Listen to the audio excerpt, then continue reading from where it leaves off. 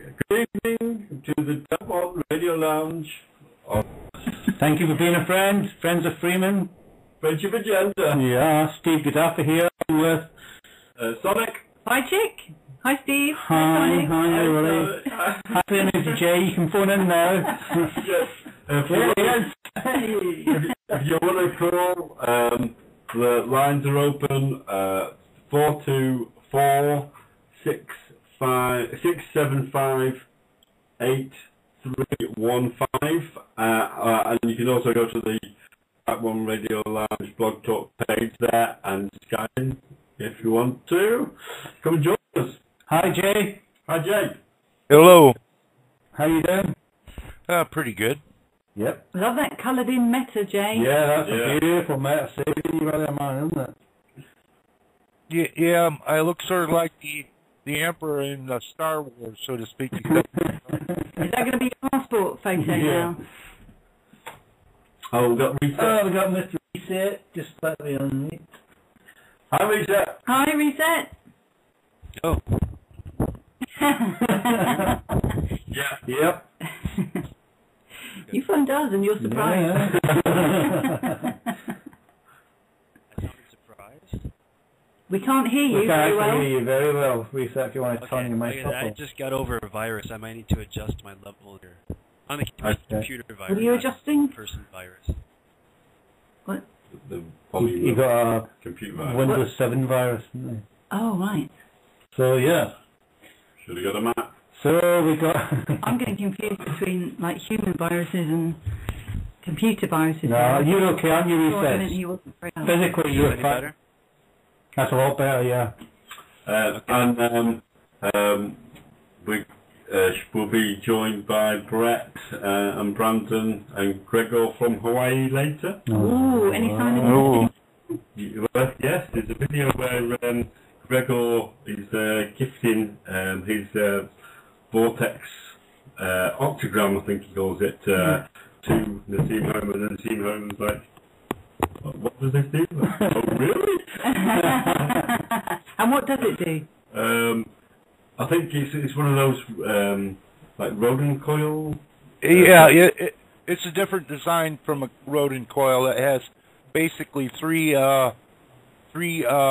large steel things that twist, intertwine, sort of, and make up a coil, so to speak. But that's just your core coil.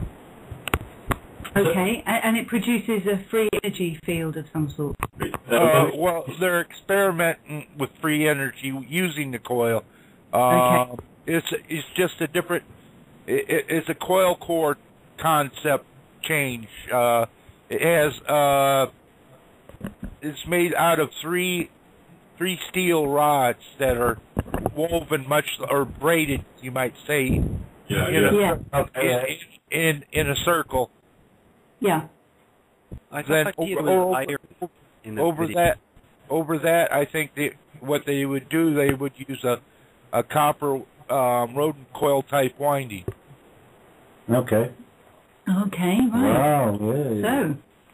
So, I've seen videos of I think it was maybe Randy Powell, Gregor's mate, and he had it there, and he sort of he charged it up, and then I don't know, I think he put something near it, something like that, and it was like it was sort of resonating or levitating. It was making the thing power.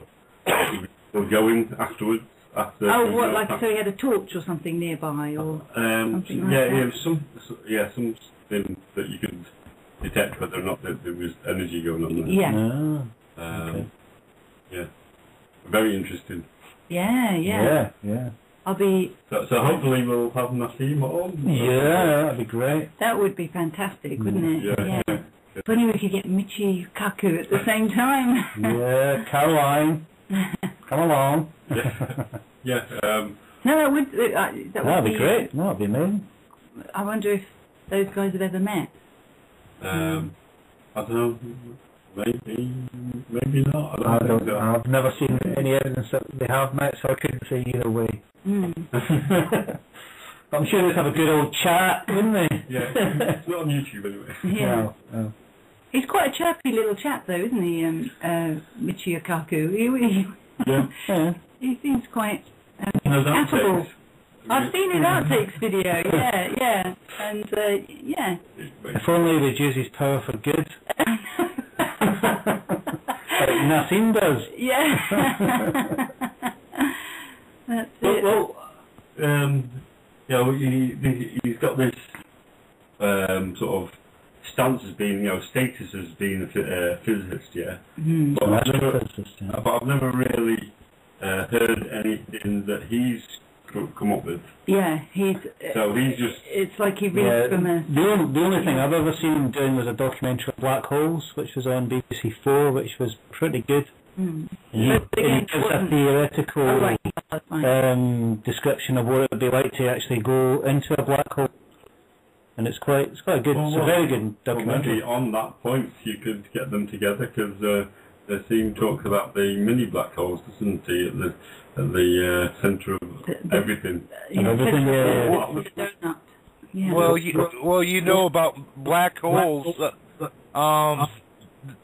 We got a little problem with the audio here, but with black holes, they're doing an experiment on working with quartz crystals and using electricity and sound waves to create mini black holes coming off of the quartz crystal.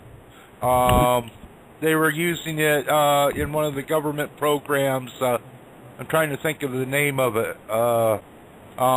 Dan Burrish worked on the program. Dealt with Project Camelot. Dan Burrish. Yeah. The guy, the Looking Glass dude. Yeah, the Lotus Project. Yeah. He was supposedly working with J-Rad, that little grey dude. Are you having problems hearing us, Jay? Are you having problems hearing us? Yeah, it's scratchy and breaks up a little bit. Okay. Yeah, I'm hearing that it's kind of sticky. What I heard what to do with Blog Talk Radio when it does that, just hit your F5 key, and a lot of times that'll clear it out. F5. What I do is also change my sound volume level, and a lot of times that'll cut it out. Can you hear us? Yeah, but it's That's scratchy. Still scratchy? I just did the F5 thing. Oh no. This is live. Okay, well, sorry if we're sounding scratchy. Yeah. Maybe we can get Itchy on. Yeah, we can have a Itchy and Scratchy show. Real high, but yeah. So, black holes. Maybe just turn that down Then. and then... Is that better? Hello? Yeah, that is better. That is a lot better. It seems to be. Yeah. Just... Yeah, the levels are too high. Must be it. Sorry, shoot the sound engineer. Well, You can't do that. well, it is Blog Talk Radio, isn't it? You know, we haven't got a high-tech studio set up here. That's no excuse. We are broadcasting to the world. We have a duty. I thought that they were hiring. Oh, something like that. You got me an email. Who are hiring? Blog Talk. Speak up. What are they hiring? Why are they hiring? What, Type 1 radio host? Well, that was some customer service dudes. Right. But on the site, you can't. There's no numbers that you can ring them. Oh. And I don't even know where. He doesn't even say where they are. What the email said at the bottom that they're in New York. Hmm. Yeah, they're in America, Yeah. I believe. Yeah. Anyway, so this week I've mostly been watching The System, which is a very, very interesting documentary, which is in about 7 parts, each of them being about 40 minutes in length, which is quite a hefty part of the time. You have to pace yourself for things like that, don't you? Yeah. You have to set aside, almost like watching a soap opera, you have to Well, kind of 40 minutes set is a aside bit long, some isn't time. Yeah. Yeah. Saying that, because it's quite amazing information. It does really go quite fast. You get suckered in. Right, yeah. So basically, the guy going around Britain, particularly north of England, West England, and just showing the dereliction of the north of England, basically. How it's been run into the ground. Yeah. And, so that all the property can be sold off very cheaply. Yeah. Jeffrey Howe came out recently saying that it was planned. Liverpool planned. Military occupation. Yeah. Like a planned rundown of the area to get the people out. Urban degeneration. Yeah. Yeah, they were going to use the army. I heard that on because of the Freedom of Information Act. It's now 30 years since they were doing that. The papers have been released, and it's one sentence in the papers, isn't it, that it says urban degeneration, which is for the use of government use. And so the guide in the documentary is sort of talking to like builders, because the building trade's gone right down, and how they're coping, and whether or not they think that the system is kaput. And basically everybody that he was talking to, just like general people on the street, were all saying that it's something needs. We need to change it. We need to change the system. This is exactly what they want people to say, though, isn't it? They want people to say, "We want change. We want change." Because it's the mantra that they've been throwing out there all the time. Yeah, it's not. But like the thing is, it's the change. Yeah, exactly. But they already have the change ideas to throw out to people, whereas really, people need to be coming up with the change ideas themselves. And there actually are a few people like Darren Diogi, who's part of that documentary. Who hopefully will be getting on to the show soon. Coming on, Needs to Darren Diogi, for our benefit of all our American friends, is a very free-thinking man who's got some really good ideas and he's puts them very eloquently across. He's got a website called the People's Public Trust. That's it, yeah. So if you just Google that, and he's been getting emails from all over the world, people asking if they could use this trust in their country, and so he's saying that the tide's shifting, that people are trying to find remedy, aren't they? Yeah, trying to find their remedy. Yeah, definitely. Yeah, so we don't have to just kind of go backwards and say, right, well, we'll rebuild the money this way, or we'll do this, or the system that they've got provided for us by saying, right, well, we'll move into the European Union, or move into these kind of things that have been set up. I thought it was really interesting on the side thing that Scotland are going to do this referendum to sort of break up the union. And it's sort of like a misnomer, because we're all actually governed by Europe, aren't we? So what would the point in... The point of that is, I think, because we're not officially... People haven't actually been asked about joining Europe. But if you suddenly have a little bit of an election which is basically around being joined with Europe, then that means that you're okay with the idea. It's like a acquiescence. Yeah, they don't actually ask you if you want to. Feedback. Can you hear us okay there, everyone? Yes. Yeah. So that's what I think they're trying to do there. They're trying to kind of just bring it in through the back door by just basically making people acquiesce to something, like saying.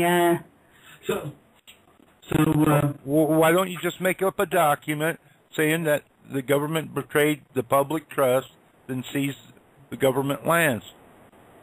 Well, that's what Diogi is doing, basically. He's He's made a petition together. Is it a petition or is it more? Yeah, he's saying that more of an they've affidavit. He wants That we've lost 8 million. Yeah. Because there was a government report that came out saying that support for the government, this is like Parliament. The Parliament's own study has found that only 70, is it? Only 26% of the public people asked. Are in favour of or in support of the government actions.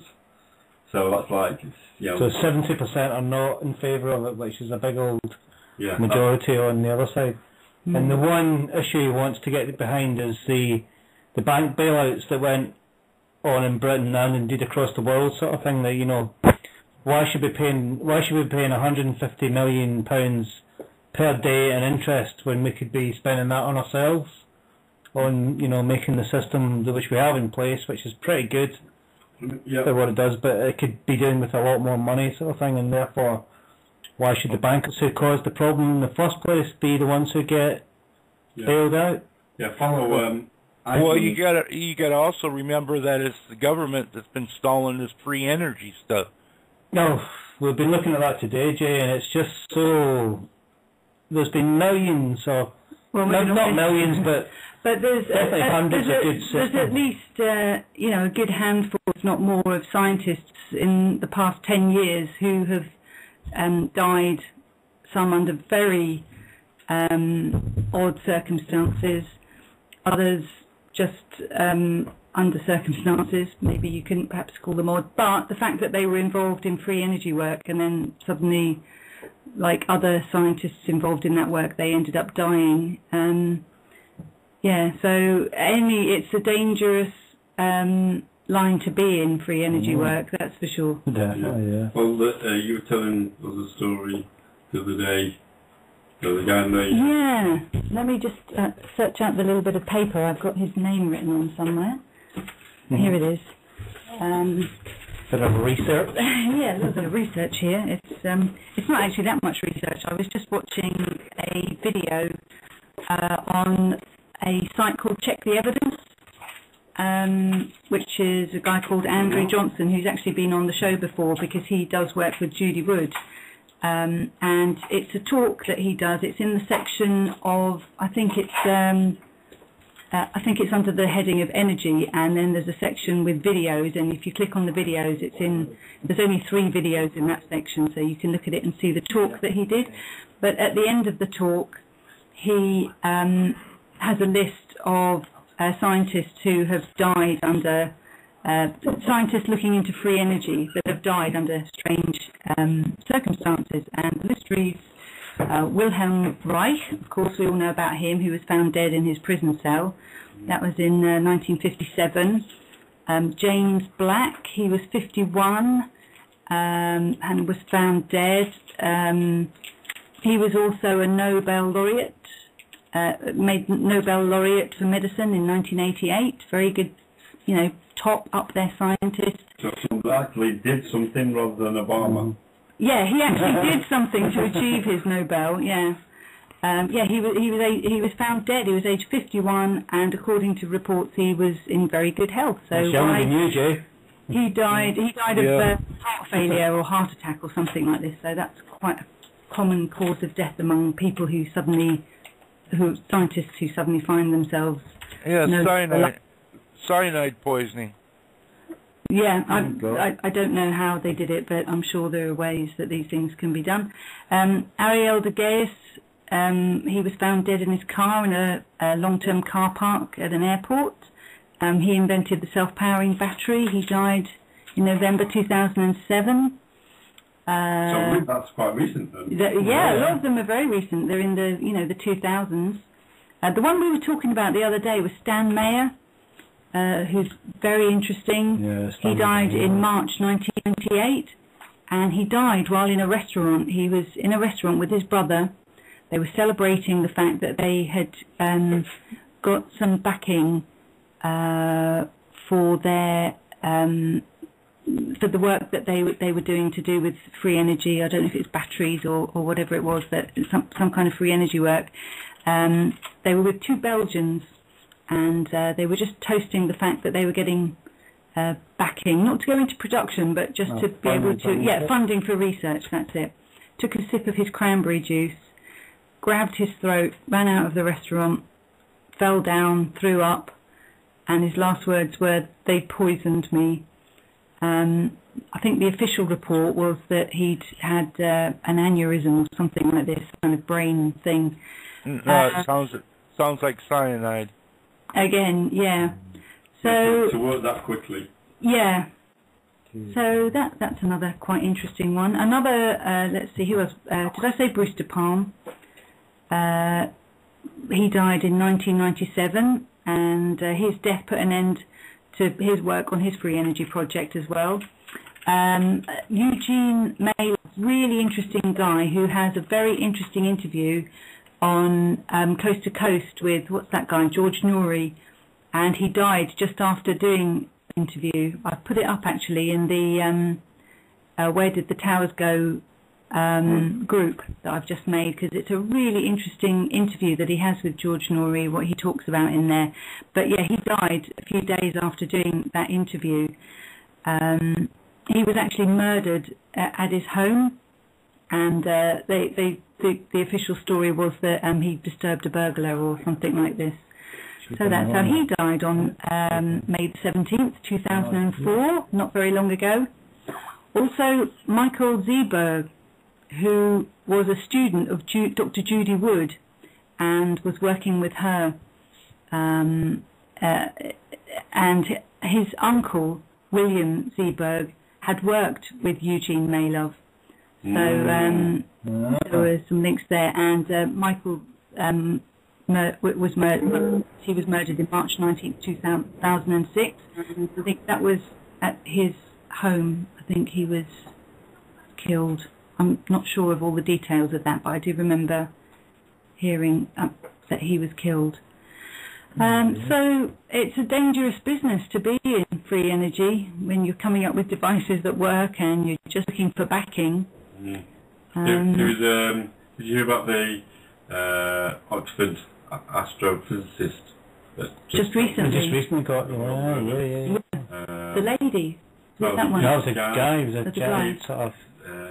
There was another one as well, there was a woman that just recently, there was the Asian guy, the Sikh guy, supposed to have killed it, or that they were questioning him for his murder. Oh, were they? Really? Oh, right, okay. Right. Yeah. Trouble that... Oh, you should get Morton. I know, that's what we need, isn't it? You know. What about Caroline? Can we bring Caroline in? Yes, hello, Caroline!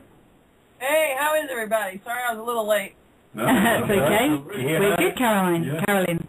I'm busy cleaning off my computer. I had a little bit of problems. I was talking to Frater on the phone. He says hello. He may call in. I don't know if he's on here before me or not.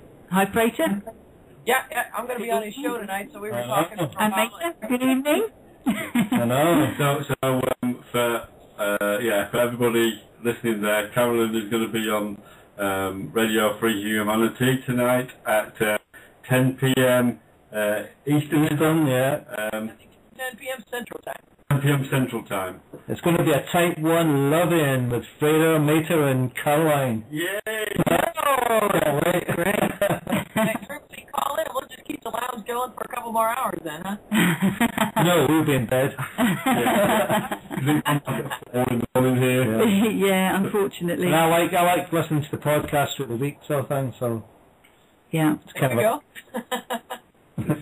So you'll be in my van this week, Caroline? What's that? You'll be in my car this week?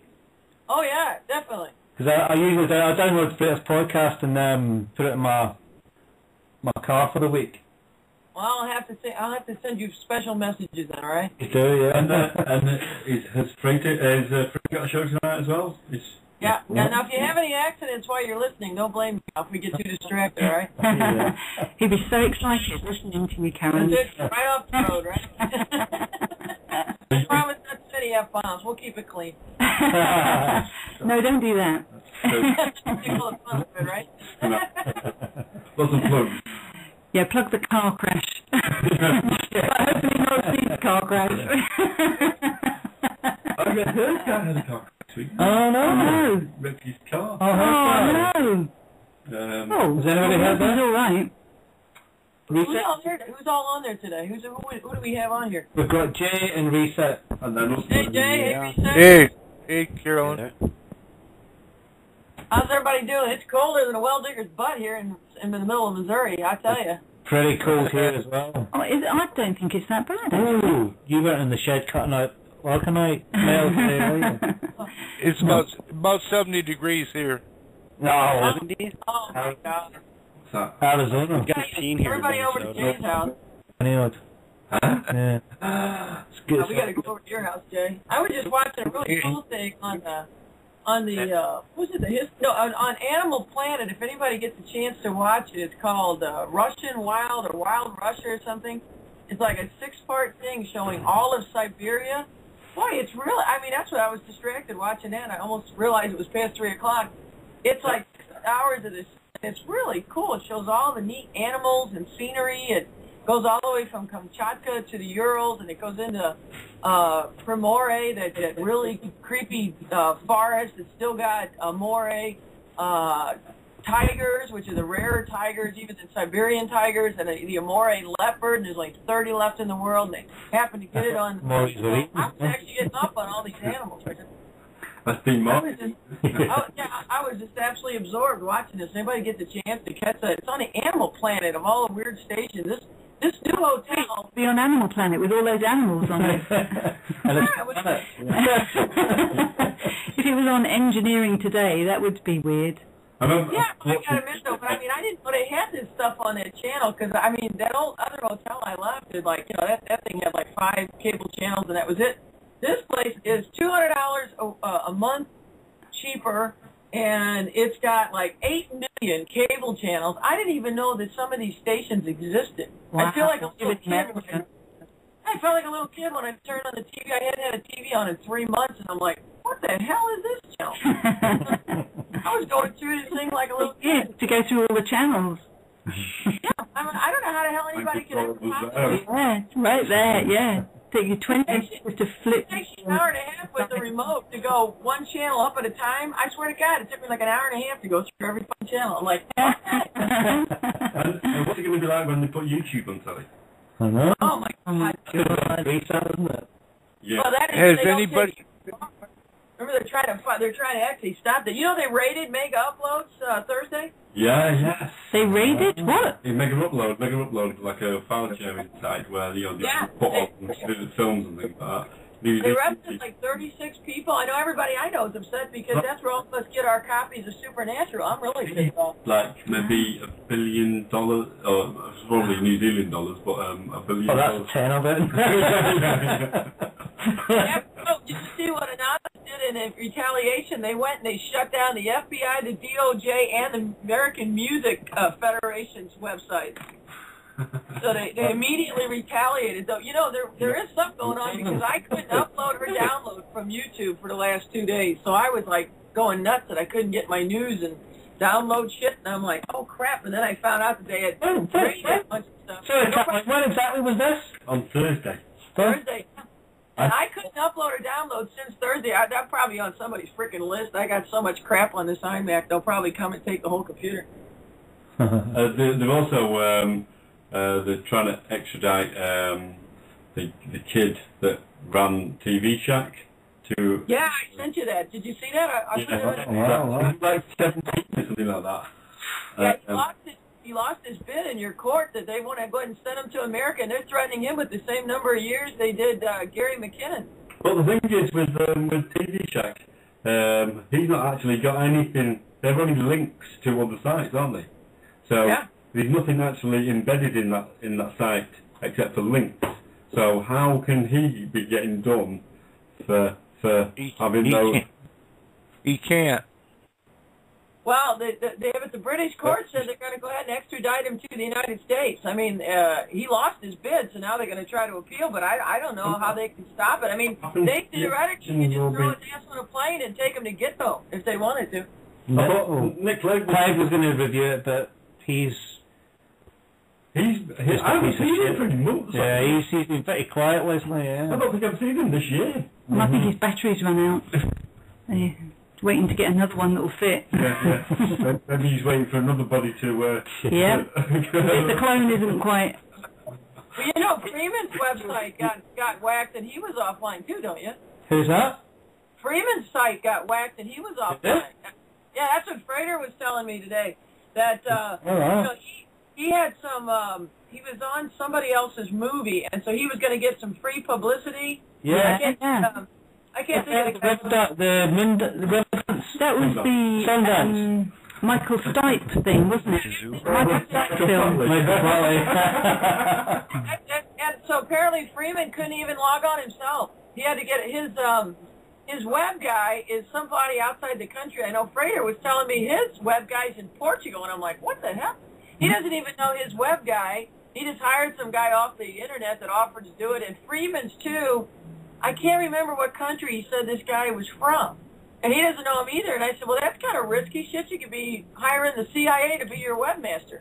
Yeah. Wow. I go, F&A, man, fracking this. I want to know who the hell's my webmaster. I mean, that's like, you know, that's more important than who you're married to. Yeah.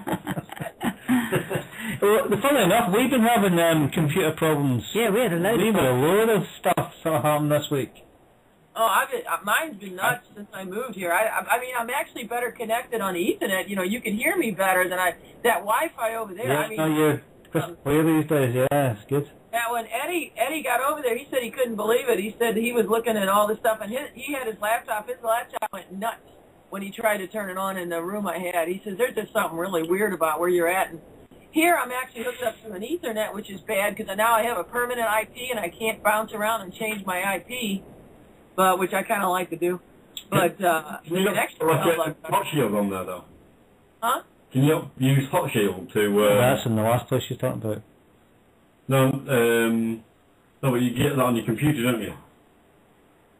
Well, I mean... Shield to hide your VP, to your IPN, IP. Well, yeah, I'll have to do that because right now it's, you know, I've just got the main IP, which is the IP of the hotel, you know, because I'm actually we're all just going through the one IP, that's the IP here, you know what I mean? Okay, yes. Roughly one of them.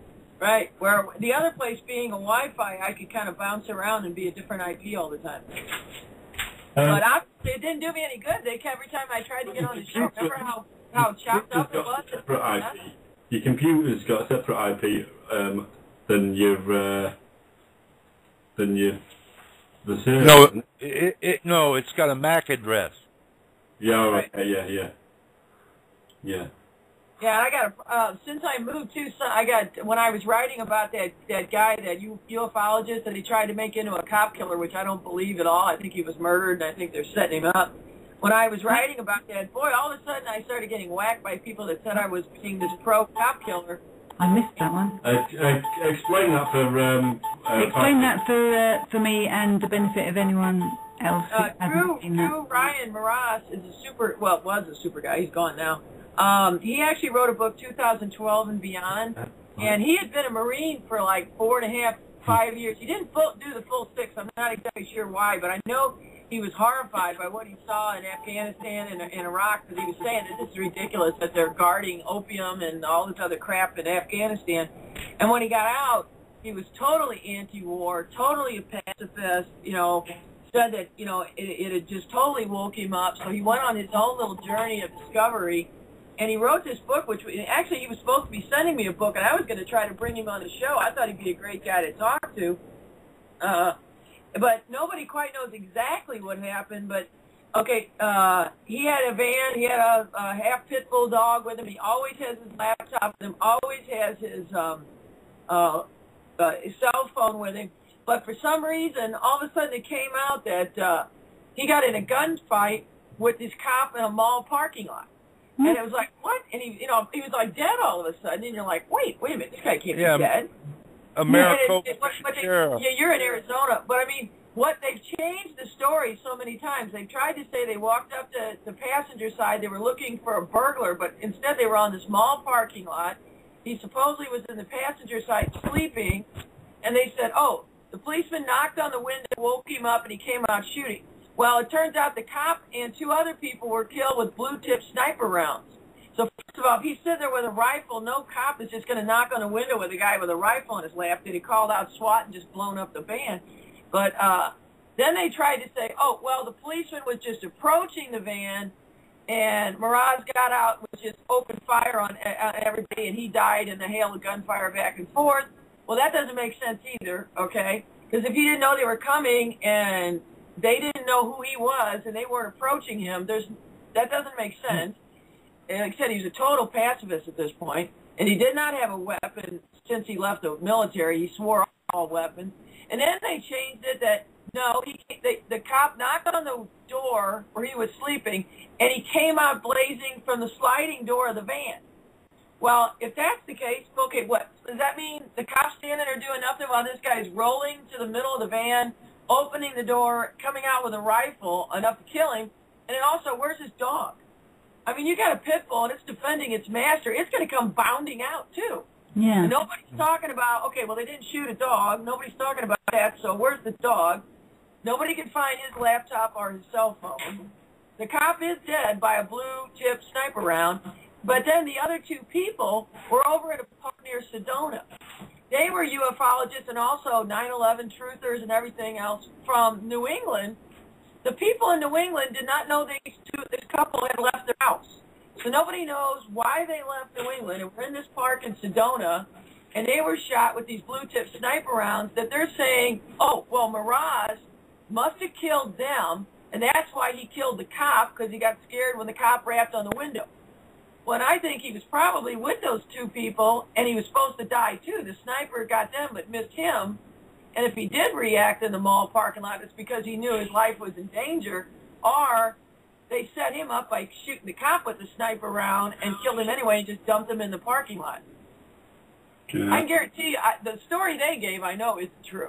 But it was weird. As soon as I communicated with his brother, and Douglas Dietrich, I talked to him for about 2 hours this morning. He wants to come on, too. He's the guy that was the Presidio historian that was in charge of destroying American documents that went all the way back to the Spanish-American War and all the secret stuff about World War II and Japan and all this. His publicist knew Mraz and was saying that she knows for a fact, too, that it was an absolute pacifist, and there's no way that this guy would have come out shooting at anybody. Hmm. Oh, yeah. So this was another one of those, like Bill Cooper and that. Remember that CIA guy killed on the highway in Houston while he's literally on the phone with other police saying, I'm being followed by cops that are going to kill me. Yeah. And he stopped the car with his hands up in the air, and they gunned him down and killed him. And, he was actually the CIA guy that was listening or actually in charge of looking for radiation in the port of Houston. And that was when they were shipping the old warheads that were supposed to be destroyed, but instead they were shipping them on an Israeli flagged ship to Japan, and that's some of the warheads that were actually in Fukushima that was causing the problem beyond just the MOX fuel. There was actually old nuclear warheads sitting in that Fukushima plant because that was actually where the Japanese were doing their illegal, because they say they don't do it, their own nuclear weapons testing is done and designing is done at Fukushima. That's why they didn't bury it in all the cement and everything else they should have. It's because they didn't want to lose their weapons and stuff that they've got sitting there. That's why they don't care if they kill a bunch of people or irradiate the sea or anything else, because there was too much valuable stuff at Fukushima beyond a power plant. Did I just rant on there? But that's the... Anyway. That was about... Have you had a breath yet? That was a little bit updated news there. How's that? That's a fantastic update. I think you've still got some things to talk about with Freda X later. Oh yeah, that's no problem. Yeah, we got so much to talk about. That's amazing. You're a mind of information. I'm just all over the place. Great. Okay, well, we need to just take a pause there to get our heads around what you just said there, Carolyn. That's amazing. So we're just going to take a short smoke break and we'll be back in 4. This is Steve Gaddafi, Waves of Choice.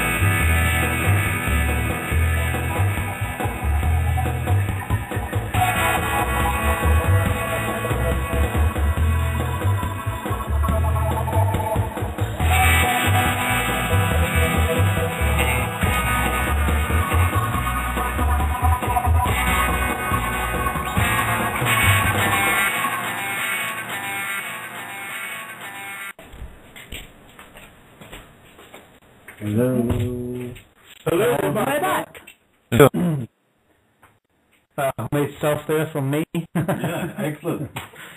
Very well done. It was like, it sounded like it should have been in Pulp Fiction. Yeah. Nick, is your CD out yet, huh? No. No. What's hanging it up?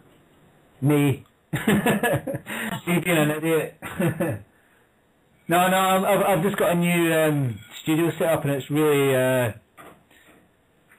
not complicated, but you need loads more memory to run it, so it's not running the way it should, sort of thing. So I'm going to get that fixed in the next couple of weeks, hopefully. Ah, okay. It's got loads of new music coming out, haven't you? Yes, there's a new label that I'm on called Subspec. If you go to soundcloud.com and search Subspec music, and there's like a 10-12 tracked compilation of all the artists that are on there. It's from around the globe. I think Spain, there's a few of us in the UK, actually another guy from Brighton, my mate in Canada and Florida. They're the two guys that are running it. Josh and Rob. They used to run two different labels called Synthetic, which I used to be on, and also Component Records. I know Synthetic. From very good. Chicago, and yeah, we're sort of doing an up tempo. So all the tunes on that are pretty fantastic. And then just waiting for the Bosnian dudes to get their acts together with the Vintage Agenda EP that should be out. I don't know. I've stuck that on my SoundCloud page at Sonicadia, at SoundCloud. So yeah, that's all pretty good. What's you cooking, Fried Chick? I'm cooking sunflower seeds. Oh, Nice. they smell amazing. Smells like porridge. Porridge? Don't smell like porridge. Well, shall we have a little chat about the film I posted on Vintage Agenda, Leaf? Leaf, yes. Have you watched that, anybody? Wow, that is amazing, that film. Reset? Did you Reset? Did you see? No, he didn't. He's not there. Yeah, the medical use of marijuana, fantastic, to be taken raw. Yeah. And juiced, absolutely fantastic. Has anybody not seen it who's on? I've seen it. You've seen it, yeah? Yeah. You see the little kid who's got the brain tumours and... Yeah, that's... They just sent him to die. They were juicing it be right fresh and not letting it dry any or anything else. Yeah. So the cannabinoids don't become psycho... Yeah, don't become... THC. Don't become potent. It's not activated, so it's THC acid. Yeah, is it amino acid? Something But like it only becomes psychoactive when it's heated. or dried. Or dried, yeah. That's right. Yeah, or dried, yeah. This little piece here that I've got is Yeah, potent. I'll vouch for that. Enough of that. Yeah, no, that was a great documentary. It's quite moving. Oops, it dried too much. So yeah, you don't necessarily have to. Smoke weed every day. Hey, did you see that thing that used to smoke? Juice weed every day. Yeah. Yeah, hey, Nick, did you see that thing on your wall posted? They said that they're sure that Jesus smoked weed. No, but of course he did. He's from Israel. Yeah, man. And he had long hair and he was a hippie. Yeah. Exactly, a happy hippie. Well, for a while. He wore sandals and a robe, of course he smoked. I think it's the law in Israel that you smoke weed. I've never met an Israeli that doesn't. Yeah. My was said that when he was reserve duty up in the Golan Heights, in front of like the. Used to get high in the heights. Used to get high in the heights. With. Judas was probably his connection. That's why they also had to do him too. You know. Bit hot, bit hot. Ow! Yeah. Yeah, they had to make sure they got kosher weed though. Kosher. Yeah, that's. Is it unleavened then? You need to get the bin braced in there. Smoke weed. So, has anybody got any topics that they want to talk about then on the Type 1 Radio Lounge? Yes, how about the strange sounds heard all around the world? Those strange noises. Yeah, I think that's the Aphex Twin. That's the Aphex Twin's new album. He's strategically placed speakers around the world. I still love the Aphex Twin. Yeah, it's wicked. Maybe we could do that with your new record, Nick. Yeah. Stick a little speak in weird sounds been heard all around the world, even in Chicago, Illinois. Sound like, what's happening is the sounds sound like dinosaurs or something growling. Oh. I thought it sounded sort of more like yeah. Yeah, it sounded like a train or something, like the metal on a train. Are these noises grinding. disappearing? There. But what I think it was is the time anomalies are happening, and you're getting sonic effects from ages past, so to speak. Wow. Yeah, my effects, yeah. So, 1 second, Jay, we've got a caller at 734. You're on the air. Hey, what's going on? Hello. Hi, how are you? Good, my friend. And you? I am doing well. I got a question for you guys. Okay. Should the government control internet standards? Have you guys heard about this law or bill being passed? What's SOPA? I'm sorry? Is that the SOPA law? Yes. Yeah. I don't think they should try and... They didn't even wait for that. No. They didn't even wait for that to start going after shutting down things like Mega Upload. They said that they weren't going to pass it, but they, in effect, in America with the Unpatriot Act, they can do anything they want as far as shutting things down. Yeah, I know. I mean, it's very dangerous. Yeah, I know. I know. Once that law went into on the table, I remember. I think 5 of the major websites here in America just got shut down. I mean, they stopped. Over 1 million people signed a petition. I just wanted to hear your view on it. Actually, there are 14 million sent the petition to Washington. It went right to Congress. Actually, overloaded their computers there. Yeah, I know. I got because I do web design myself. I got a ton of calls from clients. They were freaking out. They thought their website was going to get shut down because they had like pictures of different things. Where are you at, hon? I'm in Michigan. Oh, okay. Whoa. What part of Michigan? The lower, right by the thumb almost. Oh, I'm originally from Niles, Michigan. Southwestern corner. Yeah, I'm Detroit. Yeah, I know where Detroit is. That's a war zone now. Oh, I know. I'm in the suburbs of it, so it's not so bad. So, are you on the friendship agenda, my friend, or are you have you just stumbled upon our crazy show? Yeah. No, I was looking by. I actually just finished a show of my own. I do music talks and stuff, and I was just stumbling by, and I was like, oh, let's see if I could talk to somebody here. So I found your show.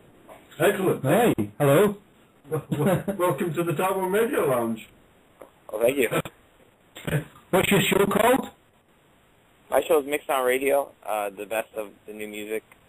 And basically, the stuff you hear. I don't know where you are, but I don't know, what channels you guys hear. But it's mostly hip hop rap oriented, and we do music reviews with different artists, and actually some of the big guys sometimes come in too.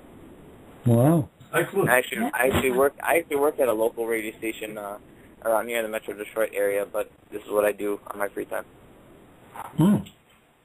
Well, good to talk to you, Fred. Yeah, and You'll have to call in to. Say that again. You kind of got cut off here. Yeah, I think we lost Carolyn.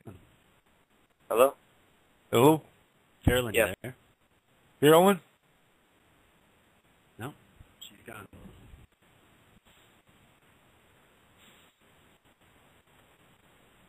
Did we lose him? We didn't lose everyone, did we? No, just Carolyn we lost. She was saying something. She sort of cut out. Yeah, Sonic, Yeah. you guys are still there, right? No, it sounds like we lost them all. Yeah, it sure does, don't it?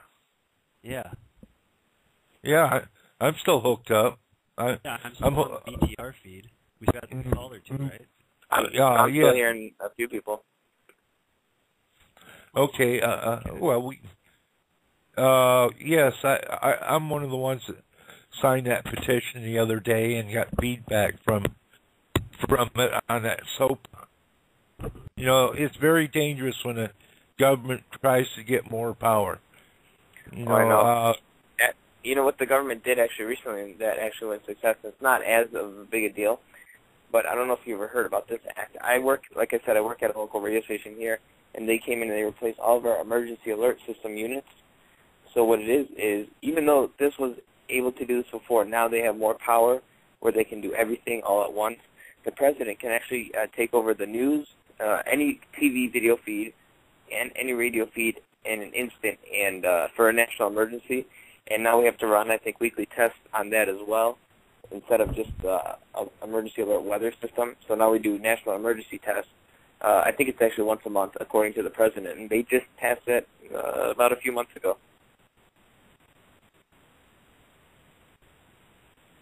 you know, in other words, they can hijack your equipment. Pretty much, yeah. Oh, yeah, we could be playing a song, and right in the middle of it, they can take over our station and broadcast whatever they want. Well, I think it was New York too, not to go, towards the midway point last year. I think they were doing this thing where they were testing with, cell phones and text messaging to be able to just send out a mass text to everyone with terror warnings and things, as opposed to using the color-coded terror system they had been using. Oh, yeah, I've never heard about that, but that might be New York because of the planes. Well, they don't need to do that. As a testing ground, They don't need to do that. They're the largest terrorist organization in the world. They've been terrorizing people for years in other countries. Always been fighting with undeclared wars and stuff. When they're doing missile attacks without a declared war on Iran for the last 15 years. And they wonder, they all should be thrown in jail. Yeah, and you know what though? It's not just because these terrorists, hurting Americans, but my family's also Arab American as well. We're Christian Arabics, and honestly, our people had nothing to do with it, and we get, all these Arabs that had nothing to do with it took a lot of the blame. Mm-hmm. They're just out to grab power is what it is. They're trying to seize the United States is what they're trying to do. Yeah, they get greedy, or they don't like their weight, so they just come here and they think they can do whatever they want. Well, look what they let BP get away with. Yeah. Can you say more? Yeah, exactly. Didn't they even get some safety standards award for 2000, the year that the spill happened? CNN or something was saying that they were talking about how even with that spill, they got some safety award because it was one of the best years safe by the. You know what they should have done? They should have seized all the assets of the company and closed her down. Yeah, there you go. This bullshit that they're allowing these corporations to go through is ridiculous. I agree. That also, and not only does that, do to that effect, that also kills our economy. Well, yeah, they kill our economy, then they just go back overseas, huh? Oh yeah, exactly. And our economy's dying. Hey, let's go buy and the reason why they wouldn't touch British petroleum is because the Queen of England owns most of it. Yeah. So what's that against? And you know George Bush had a lot to do with that too. Queen of England owns most of BP. Yeah. You know that's one of her big investments.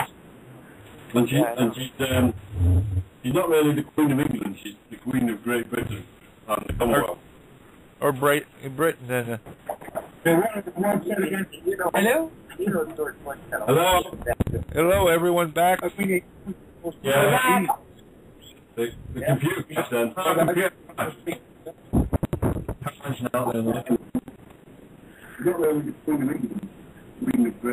Yeah. That's right. Yeah. You guys are getting really choppy over on my end here. Yeah. You hear that Yeah. too? Yeah. Has somebody got some audio on in the background? Caroline's Is that better? Caroline's computer. No, that's not going on his computer. Well, it is. Yeah. Crashed actually there. Just I was trying to look up some stuff on Red Ice because a few weeks ago they had a piece in their news section that was talking about how the company who are searching for people and reporting people for having downloaded material are the same company that allow you to download the material. So it's entrapment. It's entrapment, yeah. Only Google will get done because they've got loads of images on there. Yeah, man. Yeah. Yeah, Google. Yeah, Google Google Wikipedia shut down. I know I know a lot of actually websites. Craigslist shut down, and every website that I've gone to in the past week has had a little link, where you can say click here to do the petition and all that stuff, and then I put one on my website and my clients put them on theirs. Yeah. It's not a good thing, but the thing is, they may try because remember, this sofa is just some words on a bit of paper. It doesn't really affect you. You just got to not consent to it, and so the more people that don't consent to be governed by that way of thinking, the more the more freedom there will be on the internet, but it'll be like self-censorship, wouldn't it? Yeah. It'll be the people. Well, what they're trying to do is get it set up like the system communist China has. Yeah, that's it. Yeah. And the only way you're going to stop it is get rid of the government. You need to. But there's no way to do that. No, because we are the government. We tell them what to do. They're our employees, so we need to start getting them to. Yeah, we give them jobs. Yeah, we need to start getting them to act in our best interest. We need to start giving them pink slips. Yeah. Yeah. You're fired. Exactly. That's all it takes. Well, I wish. Yeah. Exactly. Well, it's a position of public trust, and once they violate that public trust, they technically lose their jobs because they violated the Constitution as it is. That's enough to that's enough to charge them with treason. Yeah. Yeah. Yeah. Well, they got a hold on everything anyway, so. Well, they don't have that great a grip on everything because if they did, there wouldn't be all these exercises with the military. That they're finding out that a lot of these military people won't participate in the exercises because they're illegal. Yeah, there's like that bill or the forms they were passing around asking soldiers if they would shoot on their own people? Not just that. About the constitutionality of the NDAA. The people, when you go into the service, you take an oath, and that oath is that you go to defend the Constitution of the United States. And a lot of people take their oath seriously. And, that what they ask for is constitutes an unlawful order. So they can, so they're kind of, the government's kind of stuck if they give out such an order to begin with. Because to give out such an order is a treasonable act as well. Yeah. Yeah, that's definitely an interesting topic to touch up on too, because there's so many arguments you can go with that. There's so many ways you can push and pull. Everything. Anything with the government. There's tons of things that they do that can be argued either way, and it's it kind of puts them in a little loop sometimes. Well, things like when the government starts sending heavies into your garden to tell you that you can't grow certain plants, then this is just ridiculous. Right. Yeah. I mean, they can essentially do almost whatever they want, but it's very difficult. They can't really take away freedom, especially if you go into the Bill of Rights and all that, and the Constitution, and a lot of things like that is just interesting, kind of to touch up on. Yeah. And there's more of us than there is them. That's the word. That's for sure, Jay. And the legislation that they pass only binds them. They're the parties to the agreement, aren't they? Yeah. They signed the legislation, so they're the ones that are bound by it, not anybody else. We don't sign them. No. And they're not even signing them on our behalf. Yeah. Because most of the time they've been bought by some big corporation. Yeah. So they're acting in their best interest, not ours. Yeah. Exactly. We've been talking about fracking a lot on this show, and there was in this part of England there has been a big thing going on because they wanted to do some fracking a few miles up the road in a beautiful, idyllic little English village. They wanted to suddenly set up this fracking exploration thing, and which of course would lead to fracking. They don't go and explore somewhere and spend all that money without actually starting doing something. And so there was quite a lot of hoo-ha about that amongst the locals. And one of the comments that one of the guys came up with at the meeting was that the water company, the water utility company, had been sold on several times because they privatised our water companies over here some time ago. And they were sold to a company called Canadian North and American Institutional Fund Management. And the American Institutional Fund Management had links with UTA, which is Utilities Trust Australia, and which is a part owner of liquefied natural gas. So the actual water companies have vested interests in gas companies. So, and this is all part of the problem with fracking, is that you completely frack up your local water system. There are very high risks of contamination to your local. Frack off. Yeah, then they frack off.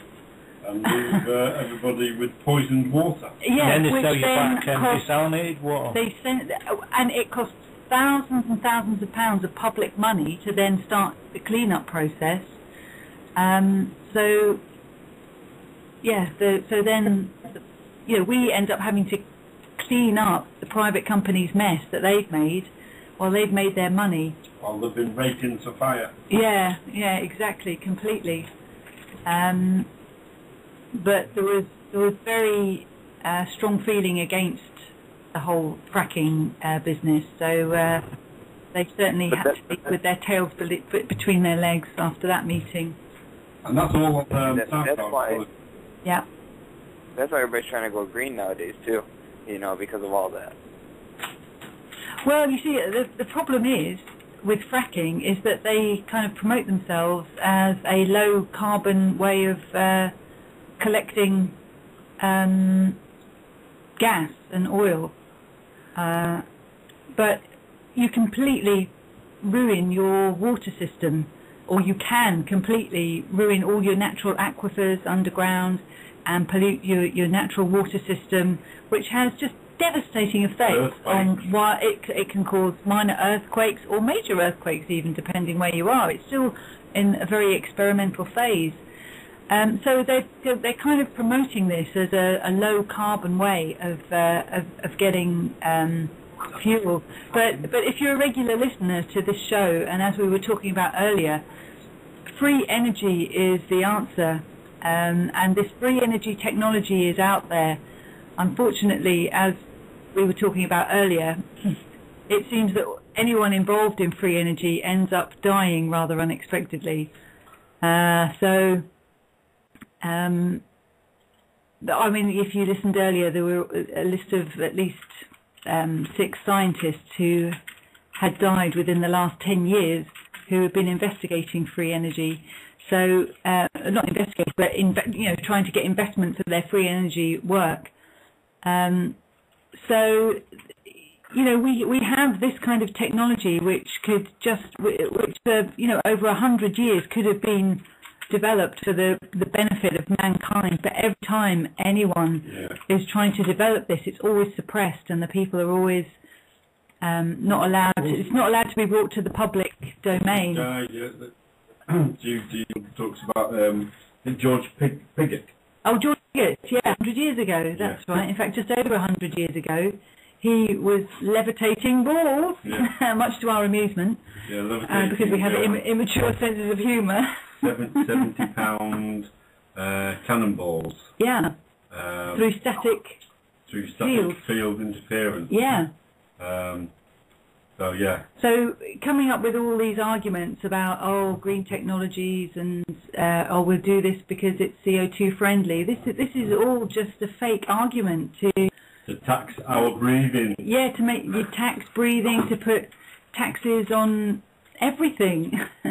Regardless, the technology is expensive. Without the tax, plus when they add that tax on there, it just it kills everybody. When they should make it available to an everyday consumer, middle classman, not just the rich. The poor, everybody. The more they tax these carbon things, I mean, right from the very get-go, I just thought, well, so that means that if you've got enough money, you can pollute the earth. Yeah. So they obviously know that the whole carbon thing is a joke, because it means that all the million and billionaires around the world can just keep on polluting and doesn't give a stuff. They can afford the charges on there. You want the carbon so they can create. That's what the new money system is going to be based on. Carbon tax. Carbon credit. Yeah. So everyone's given a certain amount of credit, and then we carbon trade around the world. There's a film out called, is it called Time, recently, where they've all got it's got Justin Timberlake in it, I think, where they've all got a watch, and it's got a countdown, and they're buying seconds off people. So that's what it's going to, so what the big corporations are doing now, where they're buying, or the countries where they're buying carbon credits of other countries, that's going to filter down to everybody, where we're going to be buying or trading in carbon credits.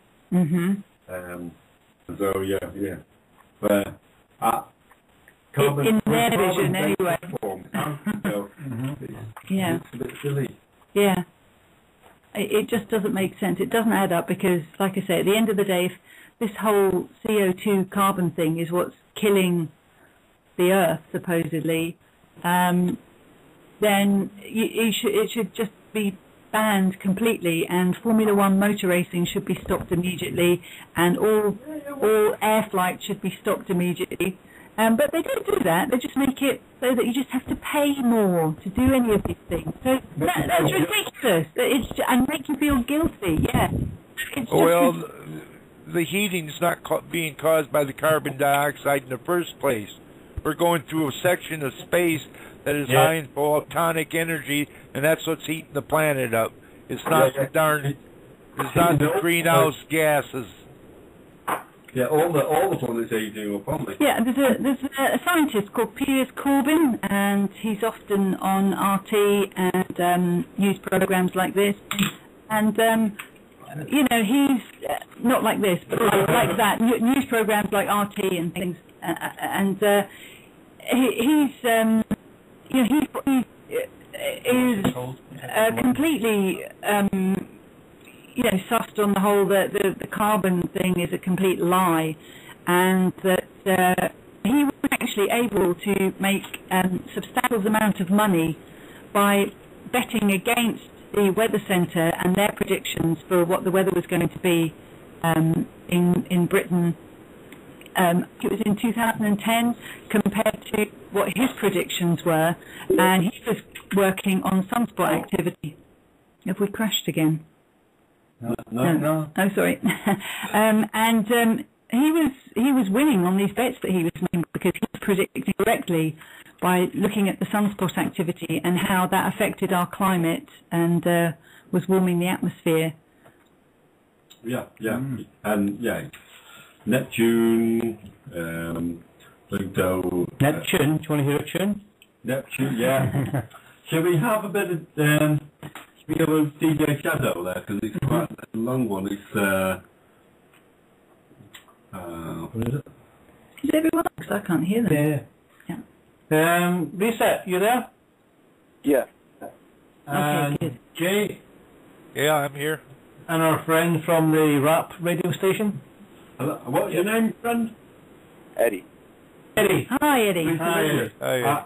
This is Nick, Sonic. Hi, Chick. And I'm Steve Gaddafi. We're all from the friendshipagenda.com. And we're coming to you live from Brighton in Great Britain. And Phoenix, Arizona, and Missouri, and Minnesota. Hey, Eddie. Yep.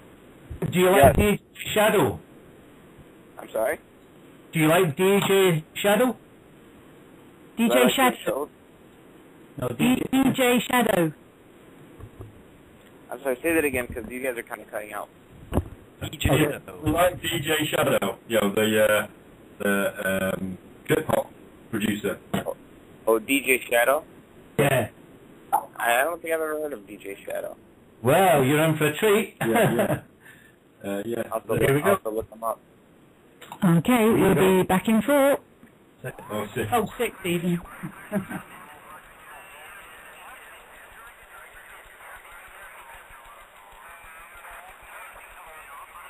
Is that finished? Yep. So that was called What Does Your Soul Look Like by DJ Shadow. Very good. Unfortunately, I think Eddie's gone, so... Well, great to hear from you, Eddie. Thanks for calling in. Nice to know that somebody out there, apart from the CIA. Type 1 beautiful people. Yeah. Best people in the world. Yeah. So, did everyone hear David Serrata? Smoke weed every day. Who? David Serrata on the Freighter show last week. Oh, no. About the crystals, the little black holes in the crystals. Wow, no. And using them as like quantum communication devices. Yeah, man. Yeah, you want to check that out. Yeah. I actually have had quite a busy week, sort of mentally this week. There's been quite a lot rattling around inside the... tell us about the meeting that you went to on Monday. Well, the meeting wasn't that great, but it was all to do with what Sonic was talking about earlier, but the guy Darren Diogi. There's another guy called Michael of Benicia. Yeah. And he has a thing called the Universal Community Trust, which is absolutely amazing, and it's open to everybody on the planet. It's basically another trust that we can just join and all be free together. Oops. Is that your pizza arrived, Caroline? I wish. I'm waiting for somebody to start delivering beer. I'm going to start my own beer delivery service. It'll come in tanker trucks. Yeah, Caroline? 3 in the afternoon. Come in tanker trucks. What the hell? I got to get a couple pints anyway. Well, just make sure you stay coherent for prayer, yeah? Yeah. Well, he kind of told me to start warming up. He was hoping I would actually be a little buzzed. Oh. like himself. Yeah. Yeah, Did you on the show last week? He was playing was it his sucker punch he was playing us? Yeah. Different his frequency generator. Hard to 8 frequency. Yeah. Wow. Very good. There was a talk of I can't remember which show it was. There's too many shows going on, but they were talking about 432 hertz, saying that that's quite a good resonant frequency as well. 442. 432. 432. So it's just a little bit What's down this from about? constant 8. Yeah. Whereas I think it might have been John Lash actually on John Lash and Freighter talking about it. Someone rang in talking about that was it. Is that to do because it's The heart frequency. that's right, yeah. That's the 5 and but also because it matches with the frequency of the Earth. Yeah. Because the Earth resonates to a tone which connects with the heart chakra, doesn't it? Actually, right now it's running about 13 cycles a second. But the Earth frequency is changing, isn't it? Yeah, well, it's actually growing, the frequency. It used to be 7.8 cycles a second, and now it's up to 13 cycles per second. Yeah. So that makes a hell of a sense. Yeah. So basically, that's why everybody's time. Yeah. Wow. That's why time seems to be going faster, because people are going at a faster rate because of the frequencies that are coming into play right now. It's called human resonance, isn't it? Yeah. Do you know what I've noticed as well sometimes is that I find myself kind of caught up in this kind of speed element of life, and I suddenly switch off from it and go, right, oh no, slow down. And I just slow myself right down, whether it's walking down the road or driving or whatever I'm doing. I just start doing it a little bit more mindfully, a little bit slower.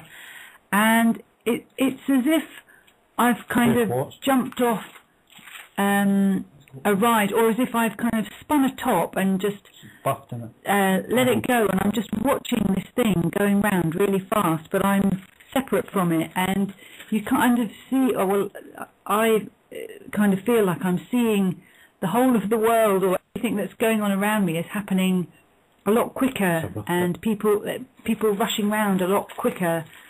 I know I have slowed down, so obviously people are going quicker, literally, but it's just the mental slowing down, the actual mental process of going, right, I'm actually going to step out of this ride and just watch it going a little bit mad. What about the theory, Jay, about us spinning closer to the cosmic centre?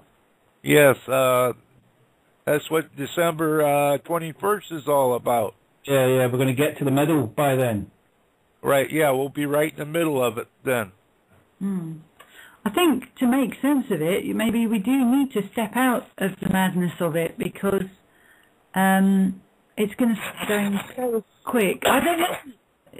Maybe it's just me, but I just feel like people are driving so much faster all the time these days. I mean, people are just, and I just feel like, slow down. It doesn't matter. You don't need to get there that quickly. It's just... Are you the person in front of me going 20 miles an hour? No, I'm not that slow, but I know it's annoying if there's somebody in front of you going slowly, and to be honest, I don't hold people up. I try and if I can see somebody's impatient behind me, then just let them go. It doesn't matter. I did that this week. It was quite a laugh actually. And do you know what? The guy who I was holding up turned off at the next turn on enemies. I thought.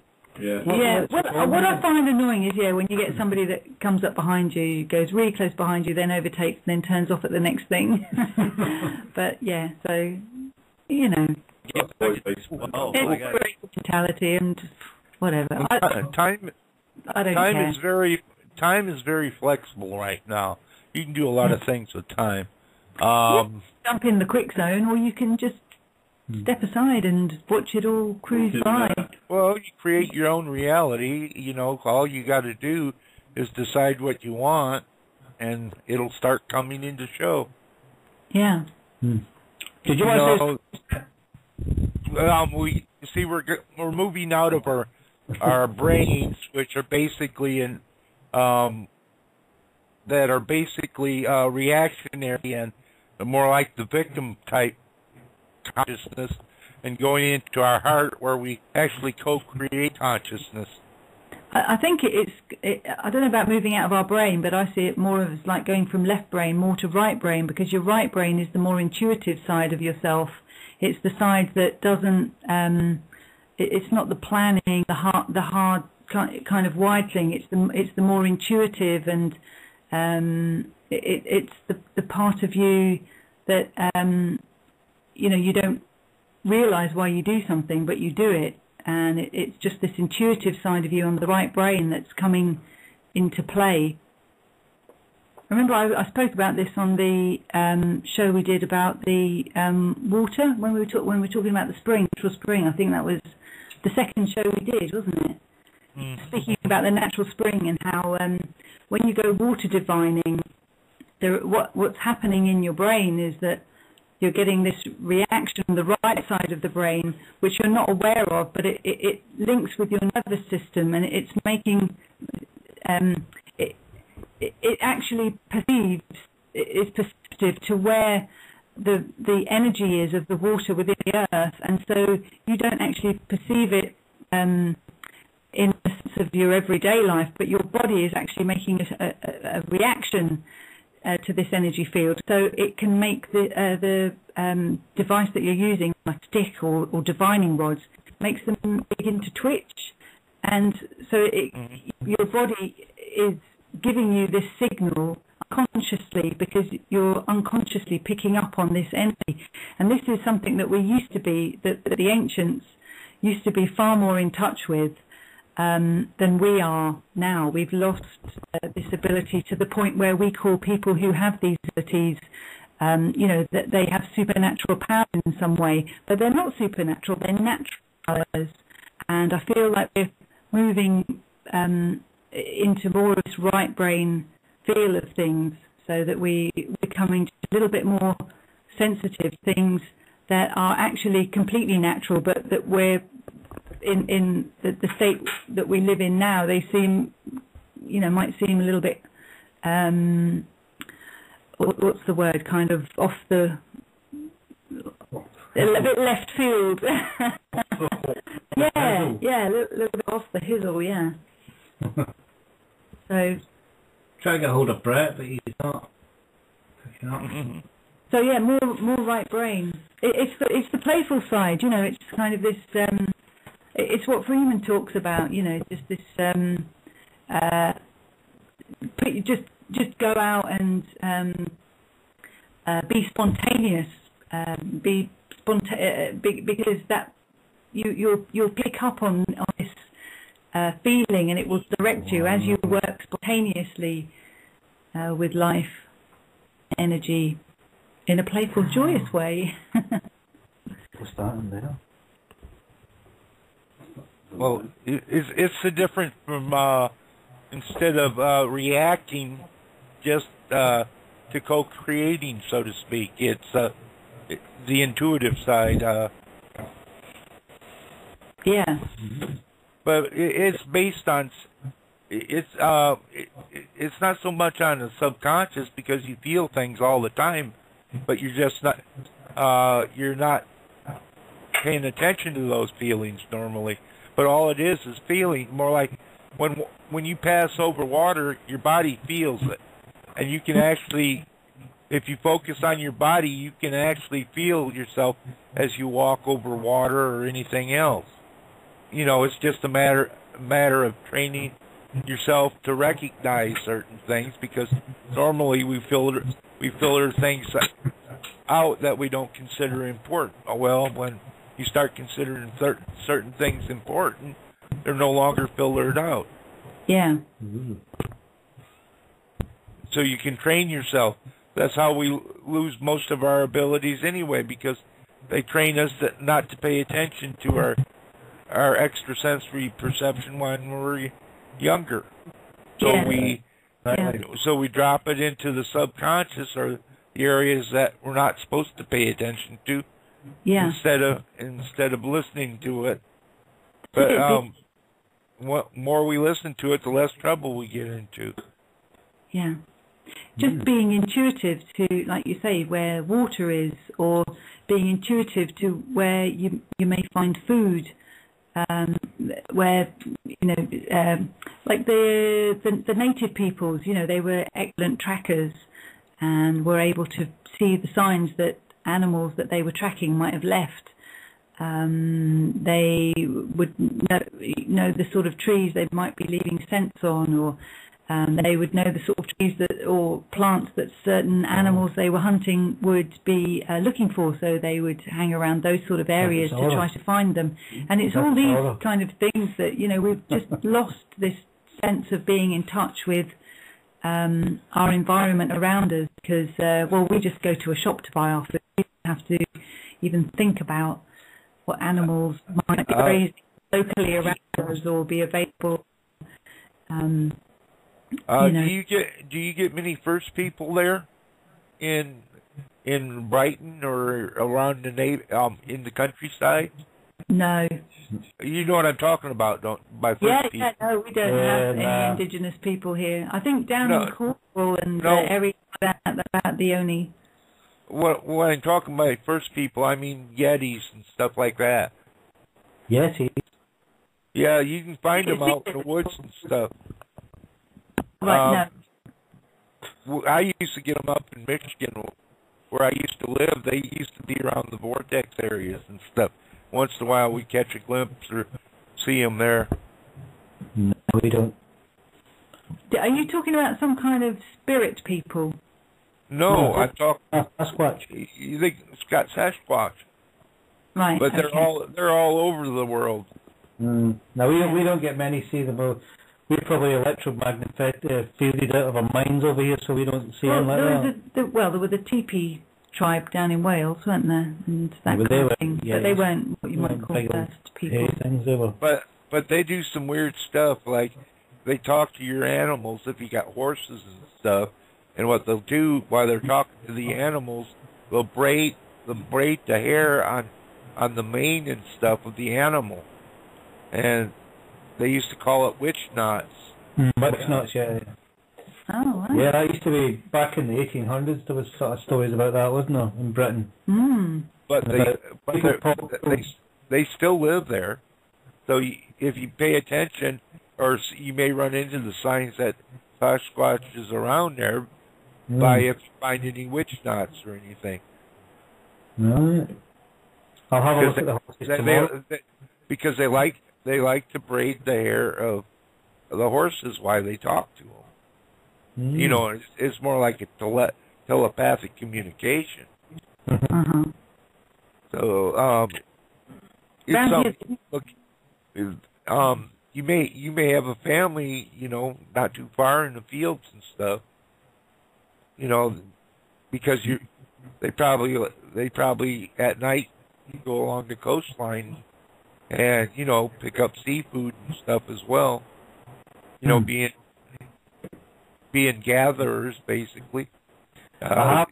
You may have some in the neighborhood. Yeah, well, I have actually been on the beach a couple of mornings, and there has been sort of fish heads and stuff like that all washed up and lying around. Yeah, now That's the thing is if you no, it's Sasquatch, isn't it? if you have a fish head, it could be a Sasquatch because they could have ate the fish, left the head. You do sometimes see horse around here with braided manes, but it's usually because they've been to Hickstead, to the horse shows up there. You know, where they do the horses up nicely to go to the horse shows, as opposed to, you know, Sasquatch coming and doing the braiding. Oh, wow. You ever go out towards dusk and take a little bit of milk and honey out in the into a secluded area and take a camera with a flash, and about dusk start flashing, taking pictures around the honey and milk, and you may get orbs that look like fairies. Wow. Yeah, we've been got to a friend's party in France, and there's like loads of people there. On loads of the pictures when everybody's dancing, there's so many orbs. Wow. Yeah, well, a lot of those orbs are fairies and elemental spirits too. But and they get attracted to the energy of the people. Yeah. We set some orbs in his bookshelf, remember? Yeah. Interesting. And the thing is, you can always ask them for advice, and the fairies have a lot of information, especially about herb lore and stuff that can help you. I was in Egypt once, and I was doing some martial arts practice on the beach there with some friends. We were down in China. And in Egypt. Pardon? Egypt. Egypt. No, not in Egypt. No. And the photographs that came out from that had strange kind of auras around us, and they were kind of some odd things going on in those photographs. But not orbs, actually. It was more just like weird auras. I just thought it was my camera. Your orb has become invisible, in other words. What are you saying? Yeah, I didn't know if it was because my camera was letting in light in some way and that it was affecting the film, but it was only on some photographs. It wasn't on all of them. Some of them came out great. Did they have quality control? No, they didn't have quality control on them. Was it Kodak Eastman photographic paper you done up on? No. Didn't everybody shed a little tear for Kodak Eastman this week when they've gone on to the... Went into receivership? No, they've protected themselves from bankruptcy. Oh, that's it, yeah. What a shame. They only had 50 years of the market being completely cornered, and now they're skint. Come on. Do you not think to put some away? They've probably got shares in camera companies, haven't they? Oh, we never saw the digital age coming. Help us. Give us a bailout. I could have swore I heard on CNN saying, they ran a story on it and said that Kodak is one of the ones. I think they were the ones that pioneered digital photography, but for some reason they just never got around to actually getting around to it, I guess. To investing in it. Because they had so much money from all the paper they produced in the first place for the years. About 50 years or something like that it's been. Yeah. Well, they were making his first wife, Linda Eastman. They were making so much money from the other. They were reluctant to go digital. That's where half their problem is. Well, so long Kodak. Yeah. And also, you know what it actually, actually it is. Think of it. Kodak going bankrupt like that is the last Kodak moment.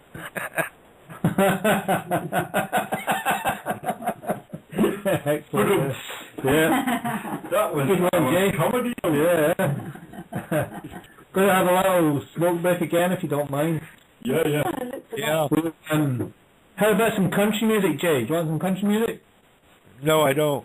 But You'll like this one. It's bluegrass, this one. Bluegrass, that's good. Smoke weed every day. And that was it. That sounds like green grass to me, not bluegrass. Green grass, yeah. This is a Dolly Parton song that comes from one of her grass albums called Little Sparrow, and I was playing it today, and I was listening to the lyrics on it, and I just thought, ooh, with my newfound knowledge of interpreting lyrics, decoding monotone programming within the music industry. Nashville was a very big part of it. Yeah, it's very interesting. As I was listening to it, I just thought, God, that just sounds like someone expressing how. Well, anyway, I'll tell you. Look, it says, "Flies so high and feels no pain." I mean, this sounds like someone trying to kind of. Sounds like an airplane pilot. It reminds me of a Harry Chapin song, you know. You remember that one Harry Chapin song where he wanted to be a pilot and she wanted to be on the stage? Yeah. And he meets his girlfriend as a taxi cab customer, and she's in the burlesque, and he's flying his cab. Who's that? Harry Chapin. Jungle. Harry Chapin. Oh. Harry Chapin. What was the song called, Jay? I forget what the name of the song is. It's one of his. I love Harry Chapin. I actually met him once. He's actually awesome. Oh, right. He died in a car. Did he have a car crash? Yeah, he died in his little Volkswagen. I actually saw him just like 3 weeks before he died. He was a superhuman being. Yeah, he wrote those songs in the studio just before he recorded them. Because he was on Elektra Records, wasn't he? Or was it Asylum? I don't know. I got his CDs here somewhere. I could probably look him up. I actually got a kiss from him when I gave $20 for a $10 shirt and told him to keep the change. Like this line in the song, he came out of the side and I got a kiss and I almost fell over. Wow. Great kiss, I'll say that. Hey. Oh. He was a big guy, yeah, as well, wasn't he? Oh, God, yeah. He was about 7 foot something. But I don't know. I don't know. At that particular moment, I thought he was 10 foot tall. This song is all about, a man breaking your heart. That's like the surface level meaning of it anyway. And but I saw it more as about how women in the industry are kind of promised some things, but through they mind control techniques and things, they're actually locked in something extremely painful and that they can't escape from. And when she's talking about the sparrow and says, flies so high and feels no pain, it's like Taxi Drive, the one in the song Taxi. Yeah, Taxi. Taxi's the one I'm talking about. Oh, right. That's the one I. Okay. And all ye maidens heed my warning. Never trust your heart to a man, leaving you to never mend. And I kept thinking of Britney Spears and people like this who are caught up in this whole mind control thing. And it says it goes on to say, then they leave you for another, break your little heart in two. And it reminded me of things that Freeman was saying about, the Madonna Britney thing, and how, or how Britney was being passed over for Lady Gaga, and Lady Gaga is taking the mantle. And if you don't shape up to the mark, then it's going to drop you. She's the Scarlet Lady now, isn't she? Britney kissed Rihanna. Just recently, right? That was it. Yeah, but I just. Her last album was called S&M, was it? Yeah. Yeah. It was Rihanna's. Yeah. Well, she's got the red hair as well now, hasn't she? And the red look. Yeah, it's something very monarch programming. Anyway, should we play this? Well, yes. Have a look to it. See what you think. Hello, we're back. That was Dolly. Dolly Parton. With the lovely tune. Yeah, I like that. Yeah. Was it when she said, people say that I'm a dumb blonde, but I ain't dumb and I ain't blonde. Which I thought was quite a good one. Yeah, because that's a wig, isn't it? That's a big wig. But it's died. I think it's a big Big wig. Do you think the other was real? Poor old Dolly, though. I mean, she's just another freak on the scene, isn't she? And she's certainly a hell of a gal. Yeah. But I God, I don't know. I can't help feeling sorry for her in a way because she's just something of a freak, isn't she? She's got these huge breasts and a tiny little body and huge hair and. I'm really surprised that she wasn't Dolly, toppled she's over. called Dolly, and if you're looking into. Don't feel too sorry. She's laughing all the way to the bank project. Yeah. What was that, Caroline? I said, don't feel too sorry for her. She's laughing all the way to the bank project. Well, she's doing quite well. She's got Dolly World in Tennessee. She's got her own. Have you ever been to Dollywood, Caroline? No, I have never been there, but I've been all in Tennessee, and she's doing quite well. I mean, she's a nice person. She's very happy. She made that great movie 9 to 5 with what's her name, Jane Fonda, and a couple other ones. I mean, I wouldn't feel sorry for her. She's quite happy. Yeah. Power to her. Yeah. I love Dolly Parton. I love Dolly Parton. Great, but I gotta say, not trying to hype CNN again, but she was on CNN the other day. Actually, I think it was yesterday, maybe. And she had the mayor sitting next to her, and they were talking about expanding Doll World. There's something up near the Grand Ole Opry they were going to be opening by 2014 or something. But this guy that was with her, like I said, had to be her manager. Just kept looking down at us the whole time during the interview. His eyes would not stay forward. Wow. Do you think he was a lizard? What's that? Do you think he was a lizard? He may have been. I don't know. I guess I wasn't looking at his eyes. I wasn't. I don't know what I was looking at. You're looking at. Have you seen that clip of Bush's daughter on CNN or something like that? Well, Laura. Oh yeah. She was on like some morning show, and she completely starts repping out. And she really does like fucking change completely. Keep having to like take the thing, and so she sort of keeps herself together, but then slowly turns back. And What's it's like that? a chameleon. Yeah, it's like a chameleon. Where's that? Yeah, I'll yeah. It's on YouTube. I think it might be on the Friendship Agenda. It is. Oh, wow. Yeah, I think it's been loaded to the Friendship Agenda site too. But this is the weirdest thing because you see the thing, and you could very easily explain it away as some camera anomaly, but it's just happening to her. It's not happening anywhere in the background. It's just happening right over her. Wow. Yeah, it's really freaky. Well, she's the great granddaughter of the beast, so Yeah. can't be easy And to get. it's not by any means the only clip like that. There's a lot of clips out there of just random newscasters that happens to. Yeah, we've seen the eyes closing sideways and all that. Have you seen that one? Yeah. The newscaster. Have you seen the one where someone's saying that Freeman does it? Oh, he's definitely a lizard. Did anyone catch his show last week? It was absolutely fantastic. Yes. He was back in Austin, Texas with his old buddies, and if Shaq's listening, if Shaq's listening, man, come and talk to us. Come on, you're amazing. I never realised he was such a. Well, I didn't know. He's just a complete minefield of information, isn't he? Complete I wish UFO. he had the only background back on the Freeman perspective. It almost would have been nice if he'd have hosted the show. Yeah.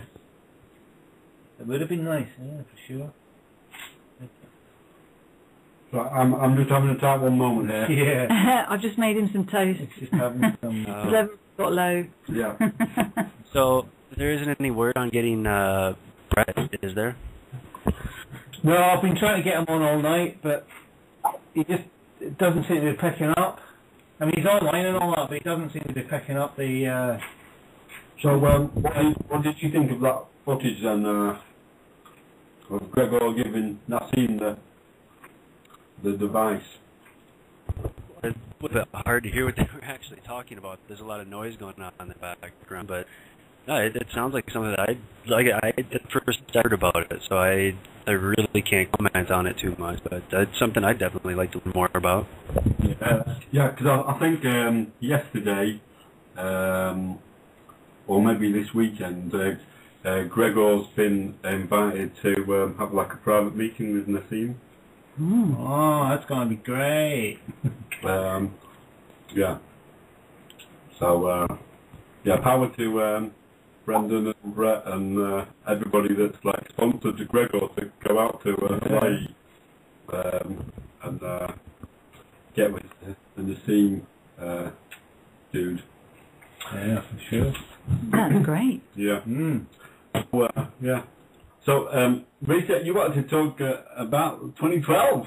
Oh, well, we were just talking about that earlier. There's just one point I was going to throw in.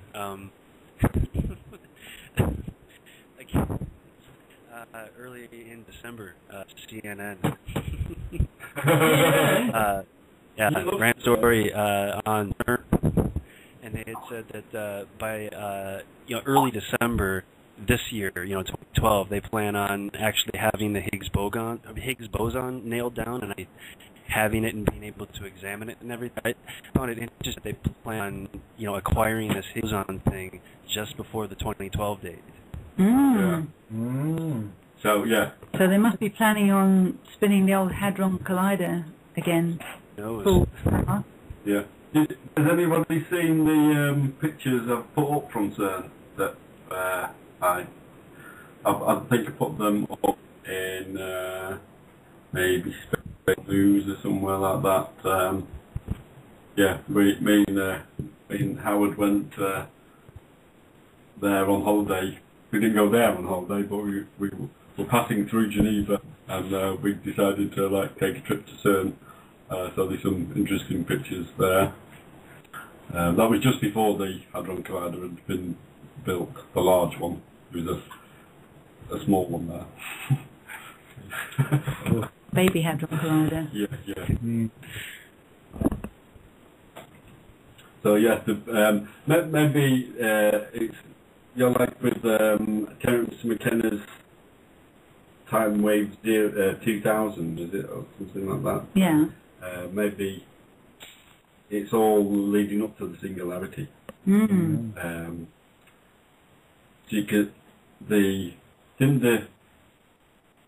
Wasn't Dan Burish saying that the Looking Glass couldn't see past 2012? Right. And yeah, because what you have is all your lines converge. Yeah. All your alternate lines all converge on that date. Wasn't Cliff High saying something similar from the Webb? Yeah, he was saying something about the information just stops for a second or for a period of time, and it could be that the internet's down or something. They don't know. You don't really know what's causing it, but it's an anomaly, he said. Chat. Yeah. What is it? Isn't it not there? I think it would be quite odd if something didn't happen.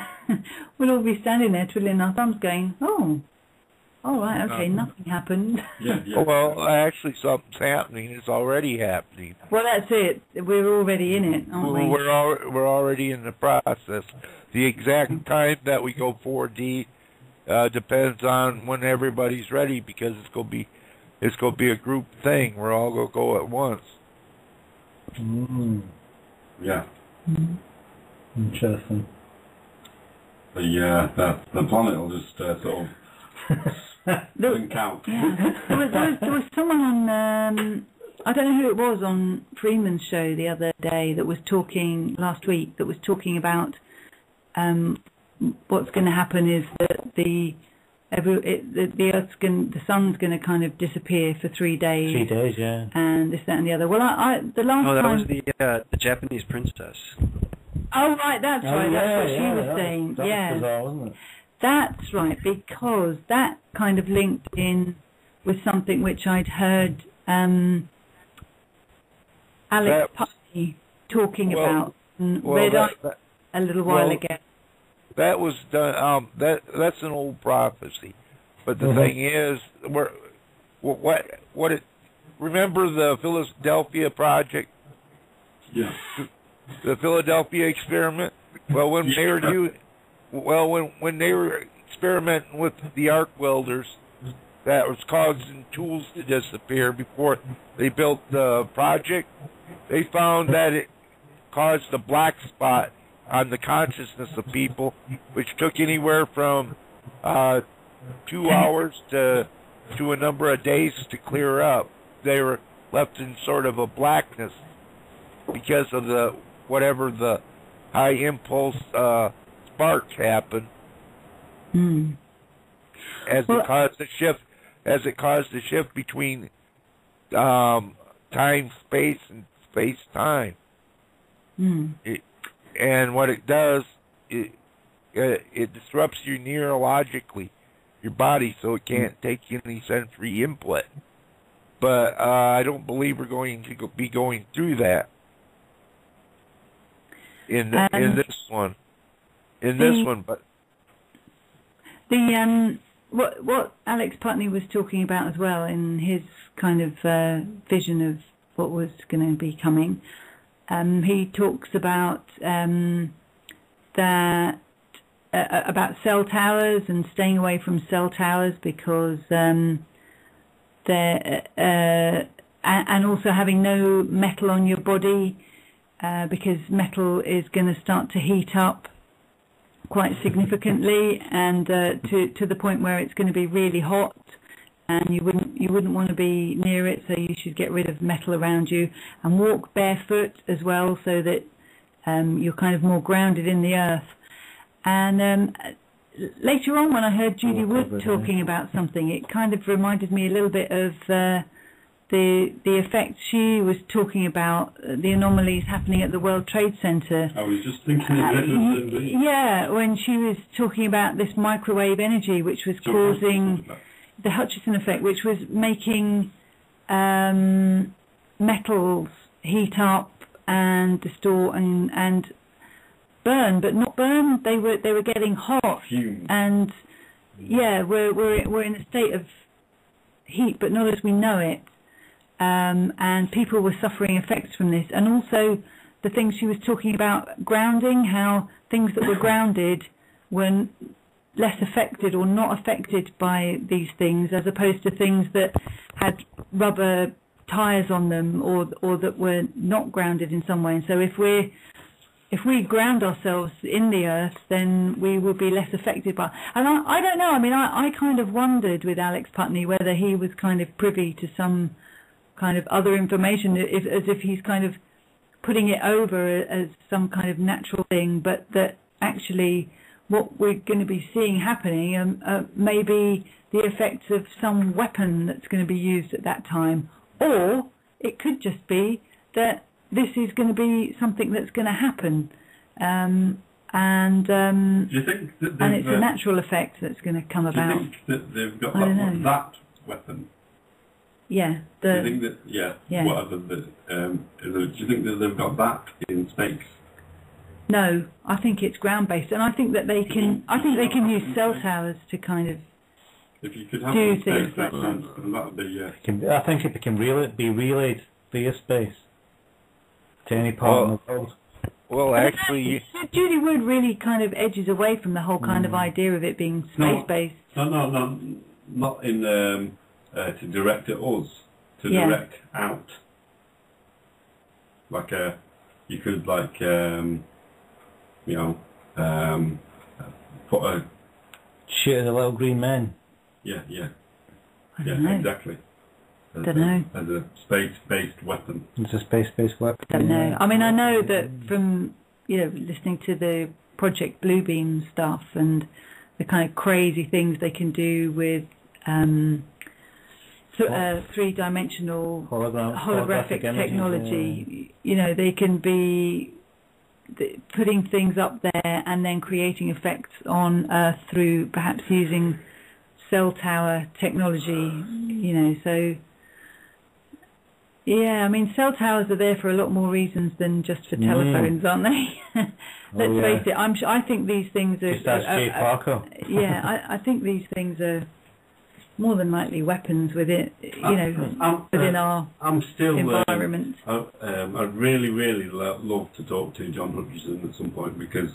I'm sure he'd come on the show. I'm sure if we spoke with Andrew and he spoke with John, then I want to understand how you can focus. You have to have something in the static field, like a device. So that's the what Judy lovingly describes as a gizmo. As a gizmo, yeah.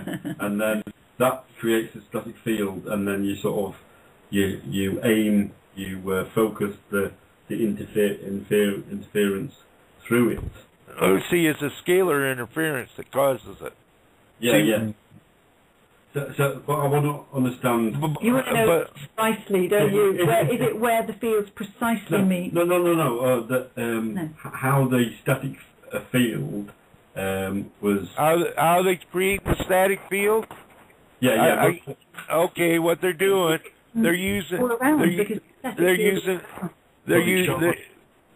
the microwaves to create the static field. Okay. You ever put an aluminum foil in a microwave? Yeah, man. And seen the sparks fly off of it? Yeah. That's how they're doing it. That's how they did it, but I want to know. Yeah, but how does it get from point A to point B? Or inside the building, or inside one of the planes, was there a device there that they sort of turned on? And drew it to it. And then it had because it was only it was a specific distance, wasn't it? The field. Well, what I think they did, I think they took the cell towers and they linked them up by network and they radiated it at a certain point. Like a diamond. Triangulated. Yeah. Through the cell tower, maybe. Who knows? Oh, Jay. Right. That's why I'm thinking that maybe the cell towers are weapons, because when they can be ramped up. So technically. You've got a detonator on your hand there, yeah. Well, it's not a detonator, but it's just part of a. That could be used as an interference. Not the phone itself, but the signal that's coming from the towers. Yeah, they use from the towers, and they can ramp. You know, when they first used to use the military, when they first used microwave technology, the first thing they used to do every morning was go and collect all the dead birds from under the towers, because whenever birds flew past, they would just drop dead. They would just be cooked right in front of them. And, you know, they've had to adjust these things now. But if you ramp them up, obviously in urban areas, they don't have them that high. Otherwise, people living next door to them would be cooked within minutes. So is that what... but they're just cooked slowly at the moment. The active denial thing is that's rotisserie. Rotisserie, yeah. I don't know. Well, Jay Parker says that your DNA has been sautéed. Something to do with that, though. The active denial system is something to do with this microwave technology as well, where they project a beam which you can't see, but which is really hot. It feels hot around you and on the skin, as if, and you can't stand in front of it for more than a few seconds. Yeah, maybe that. Unless you've got a mattress. But have you seen that? Yeah, have a look on the Where Did the Towers Go group on the Friends of Freeman, and you'll see I put a little video up of the active denial system in action, with a journalist, and he stands in front of it just in his coat and jumps out of the way. Then he uses a board in front of himself, and he goes, "Oh, they're getting my legs." So then he has a big spongy mattress all around him, and he gets so far, but then he gives up, doesn't he? He can't take it any longer. So the matter's heating up and thingy, isn't it? Yeah. Yeah. Crazy. But, yeah. Something very strange they know about for sure. Yeah, man. Very strange. Well. Something we don't know or recognise. So, you know, obviously cell phone towers seem quite innocuous, and They aren't because they can be linked up by a network and all set into a certain direction. That's why we need lots of holy hand grenades. We need lots of organite. Yeah, how's your organite coming along? You started again? Yeah, I've been get materials gathered up again. It's actually a lot more frigid. So the last time I talked to you guys about it, and I was kind of hoping to warm up a little bit, we'll get going. But I don't know. I think I'm just going to use my dad's room out in the back of the house for mixing. So I hope to have a pour next to me. Right. Yeah, I'm gathering crystals at the moment and metal. And I'm getting a good old supply together, so I'm going to make lots when the weather's right. I've actually got gold and lots of copper, lots of various other bits and pieces. Yeah, I gotta get a martini glass and practice the doing a deep pour in there before I put that axle, or not the axle, but that little motor with the shaft in there and the magnet. Yeah. Yeah. See, Jay, listen to this. I bought some magnets. Yeah. Yeah, what we're going to do is put some magnets in the organite. Yeah. And on the last pour, we're going to put the shaft of the motor in. Yeah. Then after it dries, spin the organite to produce power off of it. Yeah, that's how we do the same. That way, I bought some rare earth magnets and I gave them to a friend to play with. One of them broke. Oh, just glue it back on. No. The rare earth magnets that I bought, he was playing with them and it rammed so fast into the rest of the magnets that it actually broke in two. One of them. One of the magnets broke? Yeah. Not the ones, not your ones, but the ones that I bought from the internet. Oh. They just snapped. Yeah, in two pieces, yeah. Like a little pill. Like a pill, yeah. Oh, you mean off the other motor? Yeah. No. Just off. There was like maybe there was 10 magnets, and then one of them it was on the floor. And you put the others close to it to attract it to it, and it slammed so fast into the other magnets that it snapped in two. Oh yeah, it will. Well, it will.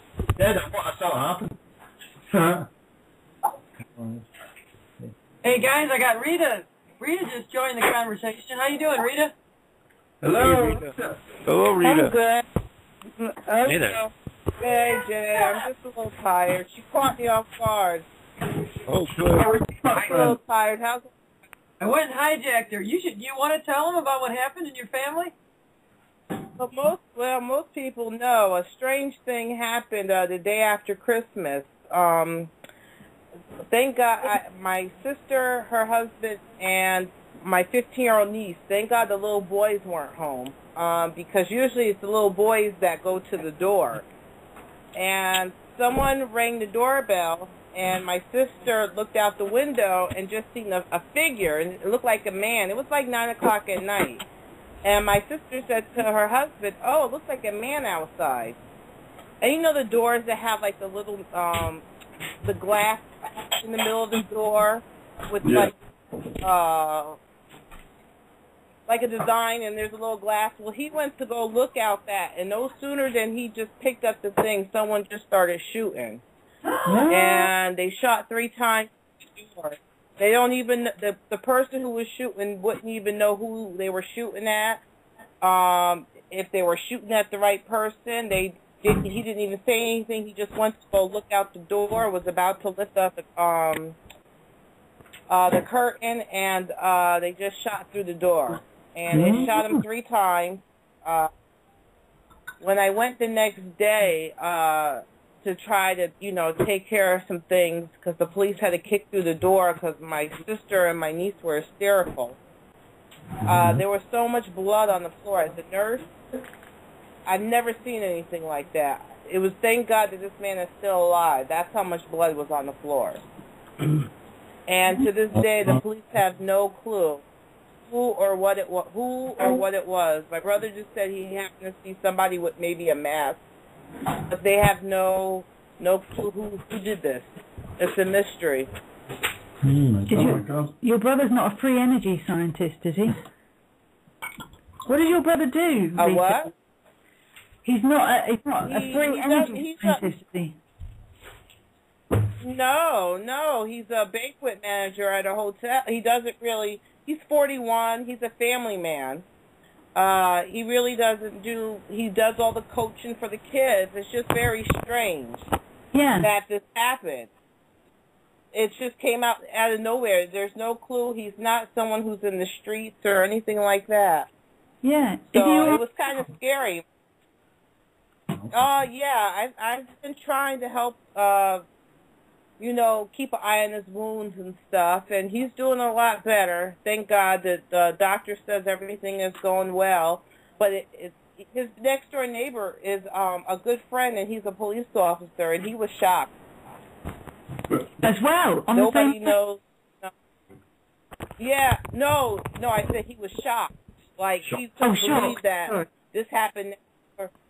Yeah, because he was a police officer, and I believe that's where my brother was running to, trying to go through the backyard to yell for him. And usually the guy works days and happens to be at home at night, but that night he was working nights. So the police officer wasn't there. But there's no clue, there's no fingerprints, there's no nothing. Nobody's seen anything. Nobody came forward. It's strange. And it's kind of, it makes you just think, wow.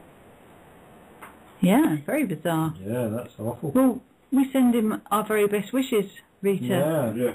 And hope that he's back on his feet again. Well, thank you. Well, yeah, well... Was he sort of shot in his leg or his chest or whereabouts did he suffer? He had two. He had one hit him in his chest, one hit him in his clavicle, and one hit him on the side. He had to have 3 chest tubes inserted in him. Oh. He had to have some blood transfusions. But it was just the day after Christmas. The kids, you went to the house. How I found out, I heard, because they only live right down the street from me. And I heard all these sirens, but I'm not nosy. I was like, what the heck is going on? It sounds very close. And I happened to go online and was doing my job hunt. And I was putting out my resumes, and I happened to look, and it was like a Volvo's outside, and it's a brick building on Southern Boulevard. And I said, wait a minute, I went running to the house, like in my car, crazy. And yeah, the Christmas tree, the presents were still underneath the Christmas tree. It was just really sad. I'm just thankful that it wasn't one of the kids, because they would have tried to answer the door, and they would have shot one of them. So I'm just grateful that the kids weren't home at the time. Yeah. Yeah. Crazy. Well, it's nice to hear from you anyway, Rita. Yeah, we haven't heard from you for ages. Well, thank you. That's why. Yeah. Yeah, it's been it seems like one thing after another. Oh my God, these last few months have been a little trying, but it's just been one thing after another. Mm-hmm. I guess they say things come in 3, so maybe it's gonna get better after this. Yeah, of course. So how's everything going? Yeah, pretty cool. It's okay, except that later on this year there's some shit's going to happen. Yeah. We're not quite sure what. So hold on, Rita. Yeah, I know. I think this whole year is a bunch of shit going to happen, one after another. Yeah.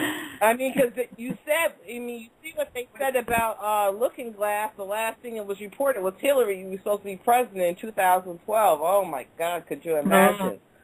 So if that's true, what will happen now and then to make her president?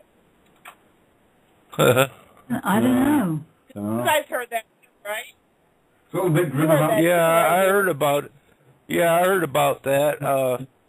Yeah. What's happened with Newt? What the hell kind of name is that? Is that a nickname? No, Nick. Was he christened Newt? No, that's his reptile name. Oh no! Yeah, that's it. And he's been shagging about and asking his wife that to have an open relationship. Is that Oh, I did hear something about this, about him wanting to be a swinger. He's not running again, is he? He's it was Mitt Romney, Perry, him, and the one that they don't talk about. What's his name? Ron Paul. Oh, that one. Was it? He did run Republican. Yeah. Well, I'll be damned. What happened to the Mormon then? I thought the Mormon was the. Well, the chief dude. Going well, Mitt Romney. God. Or Perry, aren't they? Hey, he got caught having all his money in the Cayman Islands, and his father got run off to Mexico for having all the extra polygamy wives and stuff, and it's like he's got all this crazy stuff in his background. Romney's one of those guys that you can make a mini-series out of his life. We could have 3 or 4 first ladies. First ladies, yeah. First lady, second lady, third lady. I think polygamy's great as long as women can do it too and have 5 or 6 guys and let them all support her. That sounds great. Oh. Who wants to be with 5 or 6 guys? Oh. One is guys. Come on. Depends on the guy, son. Depends on the guy. Yeah, I guess, yeah. I just got done talking to Mater. Freighter may try to call in. Like I said, their computer's down, so... And forgive me, I just took a swallow of soup here. But Freighter's computer's not working at home, but he's going to try to call in on his cell phone. I just gave him the number. And I just gave... I got to thank him. I just gave sent me my Organite rock. Huh? Oh, wow. I said he sent me some Organite, so I got to thank him. It just came in the mail like last week or so. I was like, what is this? And then I realized it was from him. Well, you have to call in tonight too, Rita, and come on Freighter show. We need everybody from Type 1 to just next 2 hours we'll do Freighters, Is Freeman going to have a new show tonight? Does anybody know what he's doing? No idea. We can't be sure, but we just hope he is. Yes. Hey, was last week's show the first one from Miss Emily then? No. There was one before. There was one the week before as well. No. Yeah. Was that from Miss Emily? Yeah. No, that was from someone's house. No, it wasn't. No, it wasn't. It was such good quality, it just sounded like it was. Well, the first part of it, it was terrible, but anyway. It was, wasn't it? Yeah, the first couple of minutes. Yeah. We've got 1 minute 51 seconds of the live show left. So anybody got any wrapping up to do? Carolyn is on Freighter's show 10 p.m. Central. I hope you're going to be... Carolyn, you're going to be doing it? Well, I'm going to be on with Freighter from 10 till midnight tonight on American... I got to look myself. What the heck am I on? American Freedom Radio. And middlechamberfx.com. American Freedom Radio. Yeah. Not yet available in Iowa. Stickers! Come over there.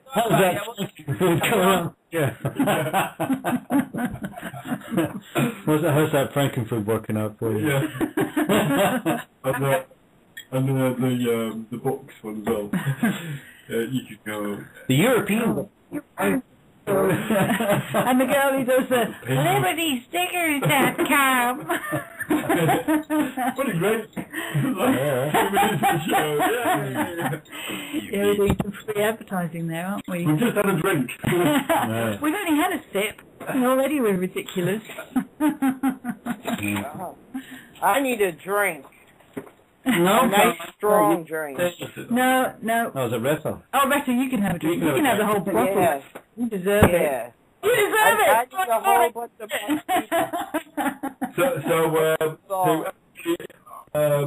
listening. Yeah. On the radio. Artica and Blue Green, if you're listening. Phone in, for God's sake. They're going to get Mike. And the Ray of Sunshine. Yep. Did Facebook. NZ Rose, great show. And we're on the podcast. And we're on the podcast. And a great show that NZ Rose did, Freeman and Jamie the other day. Smoke weed every day. Woohoo! Did that play automatic? Does that play itself? Yeah. No. Has anybody noticed the weather? Right. The reset. I live in New York. Me and Reset were talking. I live in New York, and it's no snow. It's just cold. It's February. There's like no snow. We've had maybe 2 January. It's I thought it was the middle of February. Oh my God! But still, it's January. It should have some snow. I really thought it was along with that, though. To go along with it, you gotta hear about what the weather having out in Seattle, Washington, and Alaska. I mean, they've got upwards of like 20 feet of snow. I think I heard. Cool. Right. Even though we're not getting it, it is showing up. I heard that Calgary was 30 degrees below. What is that? Yeah, it's freezing. It's not, but you got to realize, to snow, it can't be too cold, and it's too cold to snow. Like New York, it should be about 40, 36, 38, 40 to snow. We're like 18, 10 degrees. It's freezing. That's actually a myth. It's too cold to snow, though. Yeah. Where I'm from, it's moving in the North Pole. In Buxton, Howard, my partner, was driving a taxi one day, and somebody said to him, get in the taxi, went, you know, it's warm enough to snow. This was in June. Yeah. Yeah, it's when I've noticed, it's cold enough. Warmer when it snows. When it snows outside, you're able to go out there and play and stuff. Right now, it's not snowing because it's too cold to snow. Like freezing, below freezing. It's not going to snow. Yeah, it's been like this for the last 3 weeks. June? Just after I talked to you about that, I was looking at the Weather Channel. Like you're saying, with cold. On CNN. Huh? On CNN. What? What'd you say? Yeah, the channel, CNN. No. But no, looking at the 5-day forecast, tomorrow it's to be like 70 degrees, no snow. Then it gets up to about it was like 25, 27. It starts getting warmer, and then it's supposed to start snowing later in the week. Yeah, which is go warmer. It's been cold, but this is January. I'm like, it should be. I don't want it to snow in May. I'm sorry, but if it keeps going, it's gonna snow in May. We're gonna get winter. It's just a matter of when. No. When you get Somebody's it playing with the weather. The eastern seaboard, then it comes over this way, and we get it. It's just spiraling around. It's just a bit hot. It's just a bit warmer in this part of the. We have what's called a north-south divide in this country, because up north, in northern England and Scotland, they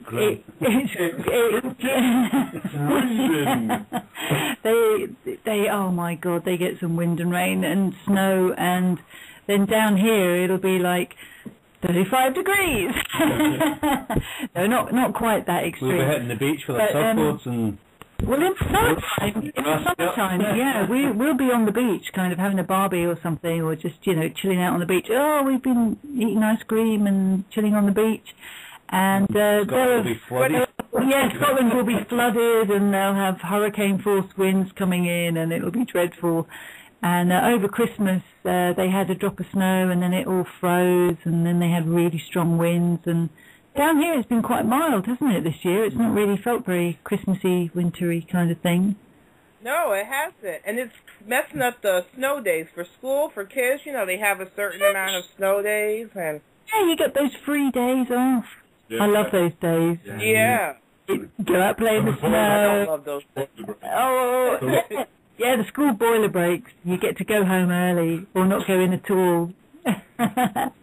That's great. Well, you just go in and just do snowball fight. Yeah. Well, just go out. Smoke weed every day. Come back, make some hot chocolate. So who's on? Carolyn put me me on. So who's I hear Fire Chick.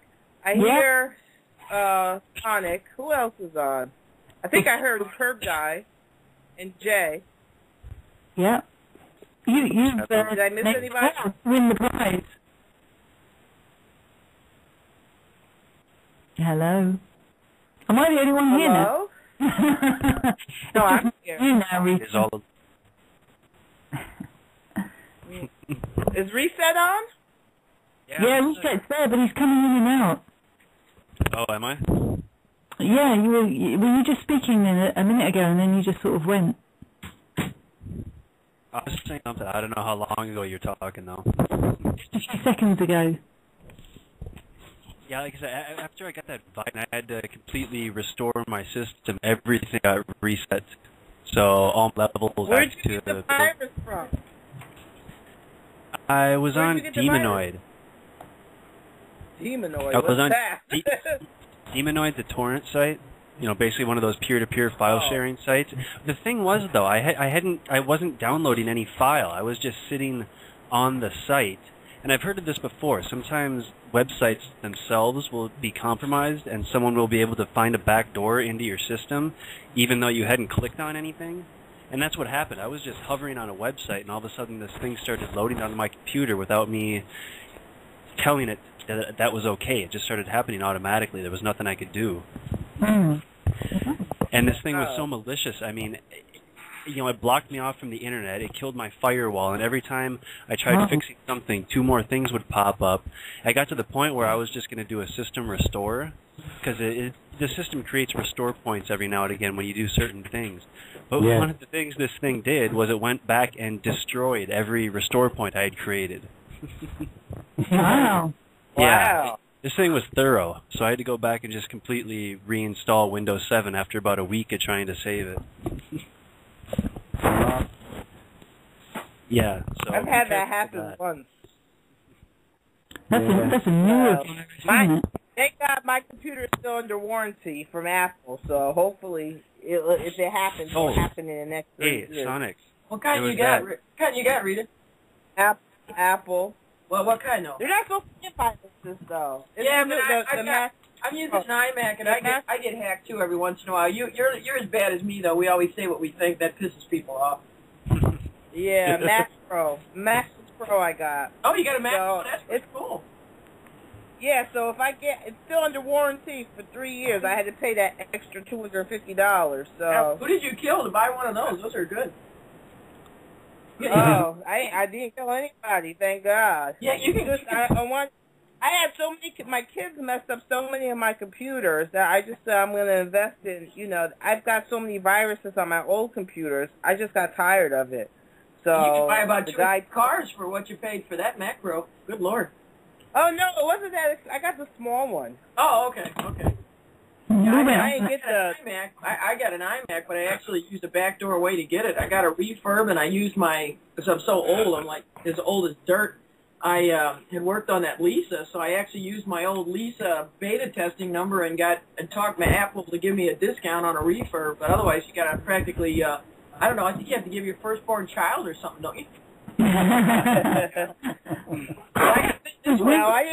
This one's 27 inches. It's like having a fucking TV, but my eyes are so bad it's great. I can blow these letters up. People come in here and figure I'm like 109 years old because I've got... Well, those are cheaper. I mean, the desktop are a lot cheaper than the laptop, though. Oh, yeah. And that's why, I went ahead and I told them, I said, give me a refurb. All I asked for was a boatload of memory, so they gave me a terabyte.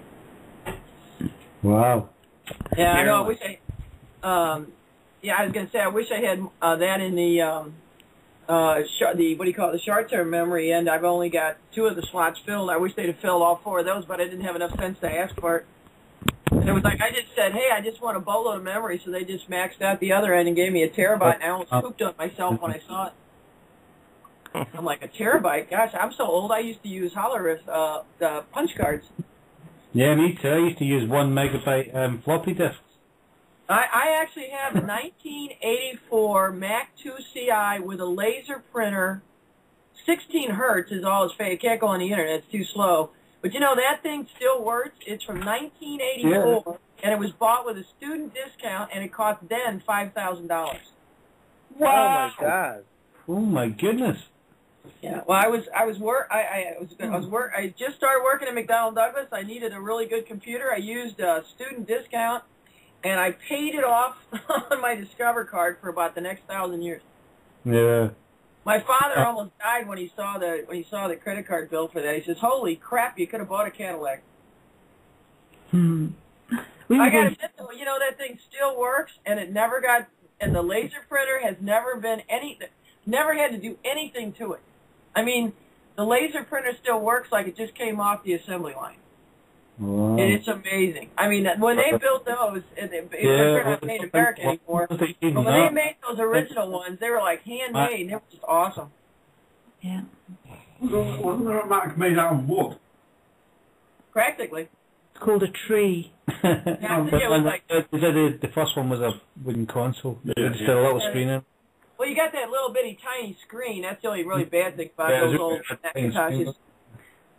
But I mean, it was color and everything. It just blew everybody away. In 1984, nobody else had graphic user interface and color and all this stuff, And when I was working at McDonnell Douglas, they actually were going to really push the Macintosh. That's how I got to beta test the Lisa. But then as soon as IBM, the old infamous Nazi IBM, got involved, got their board, interlocked with McDonnell Douglas, and insisted that all the Macintoshes be removed from the facility. So except for the graphics people, everybody else had to surrender their Macintoshes, but luckily I kept mine at home. It's all about screw themselves. Yeah, good old IBM had to come in there and enforce the rule of, hey, everybody's got, we're going to get on everybody's board of directors and insist they all buy IBMs. International business machines. Yeah, that's why they were so helpful at the concentration camps, Yeah. Oh, yeah. It wasn't You funny want to keep track of your prisoners? We'll help you, It was funny that they insisted that Windows became the universal running system as well, didn't it? It was IBM who actually passed that law, wasn't it? Yeah. Bizarre. Yeah. Because, Gates isn't a software person. He was just a marketing person. Marketing guy. But they actually said to Bill Gates, here you go, there's the license to print as much money as you want, basically. Yeah. Well, and then he sold out during the Clinton years when he got a little bit too highfalutin, so then they threatened him with a monopoly case. Yeah. So basically, he sold his whole soul, and that's why now he's out there running around promoting vaccines to kill people, because he really learned his lesson. Yeah. And seeds. And Jobs wouldn't go along with it, so they gave him cancer. So they basically decided to let people know, you have your choice. You can be like Bill Gates and have $18 billion, or you can get cancer and drop dead like Steve did. Yeah. I mean, they do know how to whip people in line. Yeah?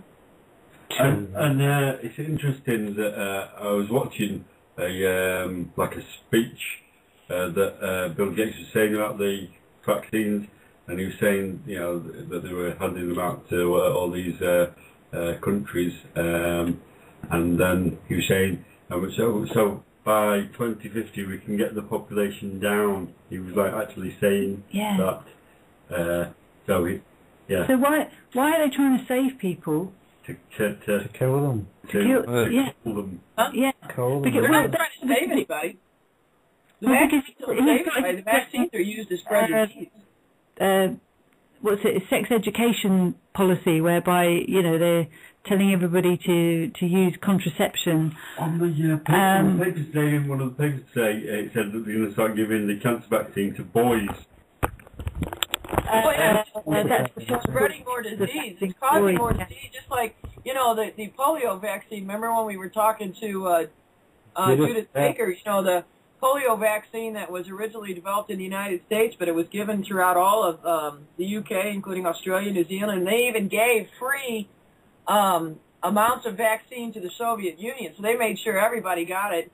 That actually had live cancer in it, and it's like every single vaccine that's ever been produced, when you go back and look at it, either has a live virus of either cancer or it's got some other diseases. I mean, that's one of the ways I honestly believe they were spreading AIDS in Africa. That's why people quit taking the vaccine. But every one of these things, between the mercury and the squalene and all the other stuff in these vaccines, and the 1918 flu was actually not a flu. It was actually more of an effect of the vaccines they were doing, because vaccines were new and they had been doing so much WMD and using germ warfare in World War I that the outbreak of 1918 flu happened in the Army camp in Kansas.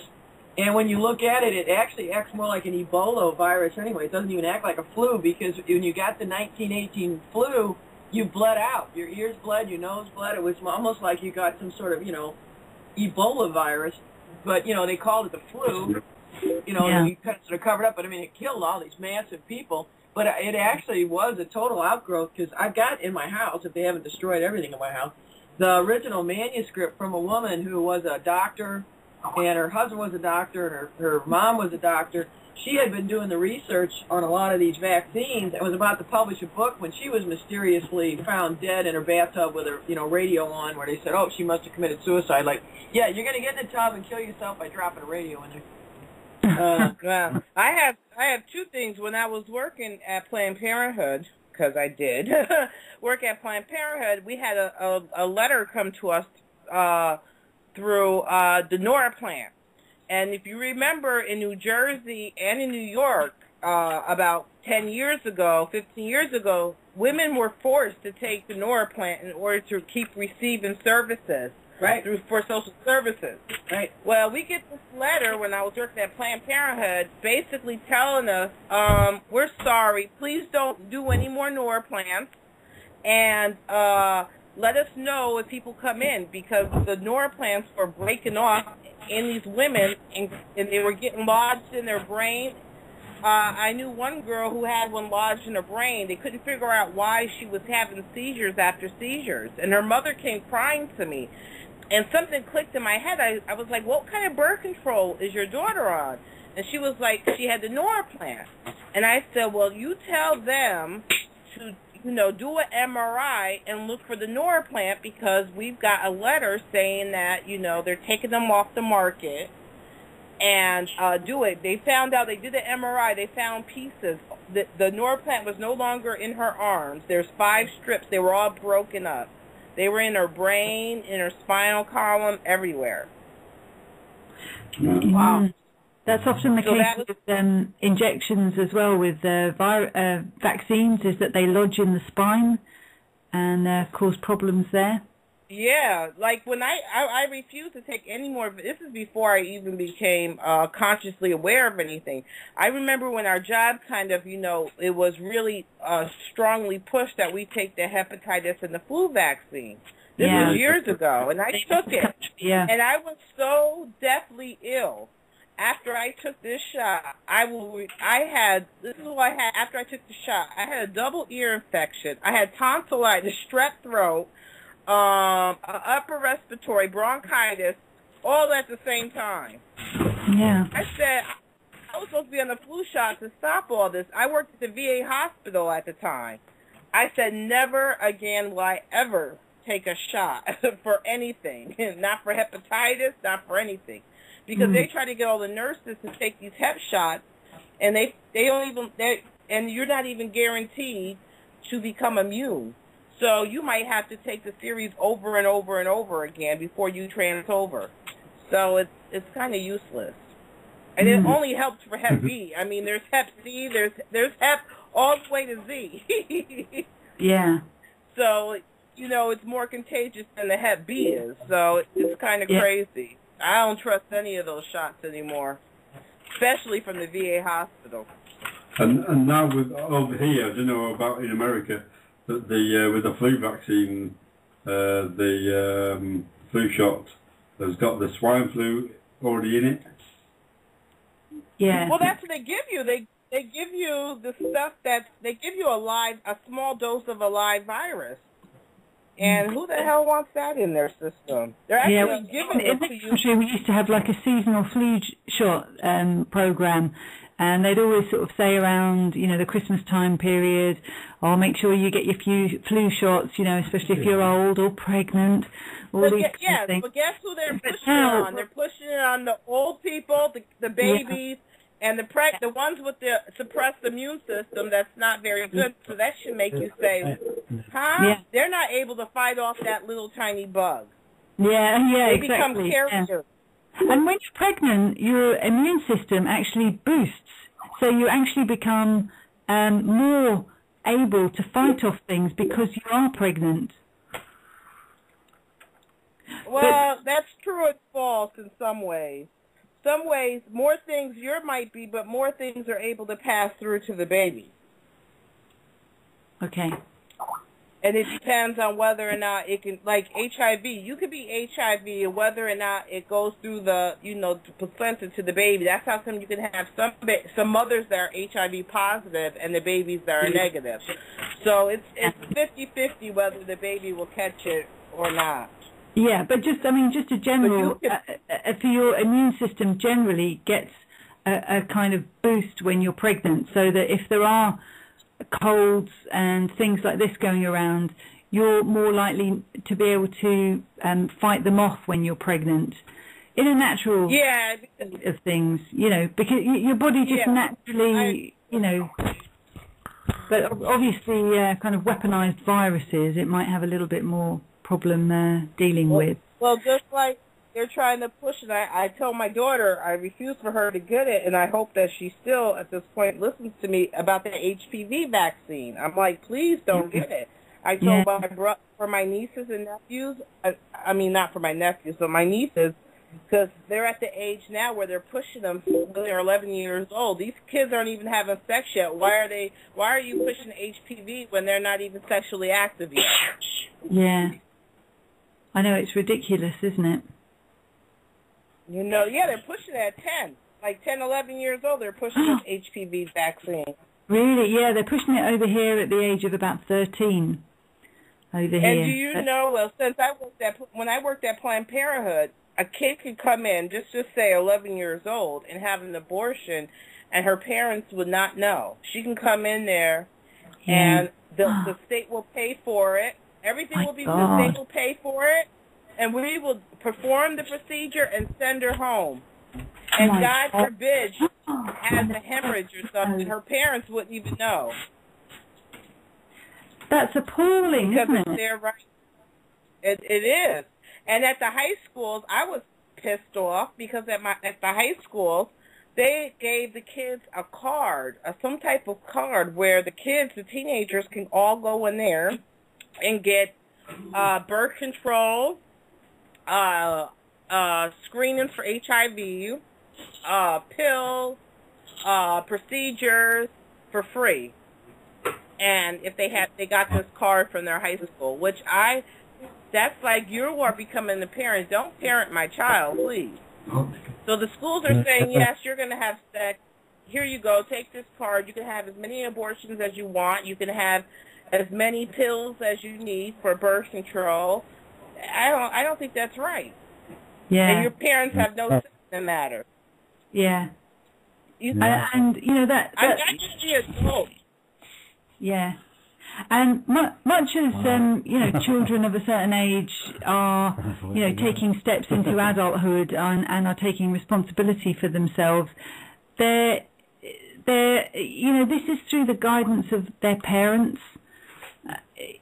For that to be just a sweep statement that all children get this, children perhaps who don't have parents who can guide them then might need guidance from elsewhere, but just to generally say that all kids, no matter who they're whether they've got good parents or not, that this is going to be available to them. It's just completely taking any responsibility away from parents and they get free Medicaid. They get, like, if they get the abortion, the Medicaid they get emergency Medicaid. The Medicaid pays for the abortion and pays up to 6 months afterwards for birth control and visits for the next 6 months. Yeah. And your parents have no clue. Yeah. And their whole excuse is being because, some parents are upset. They might beat their kids when they find out they're pregnant. Yeah. But, I don't want you performing a surgery on my child and I don't know about it, and then you're sending them home and God forbid bleed out. Yeah. I won't even know what's wrong with them. What's worse, that you find out your child is pregnant or has made someone pregnant, or that you have a child who's undergone a surgery you know nothing about. Hello? And may have resulting problems.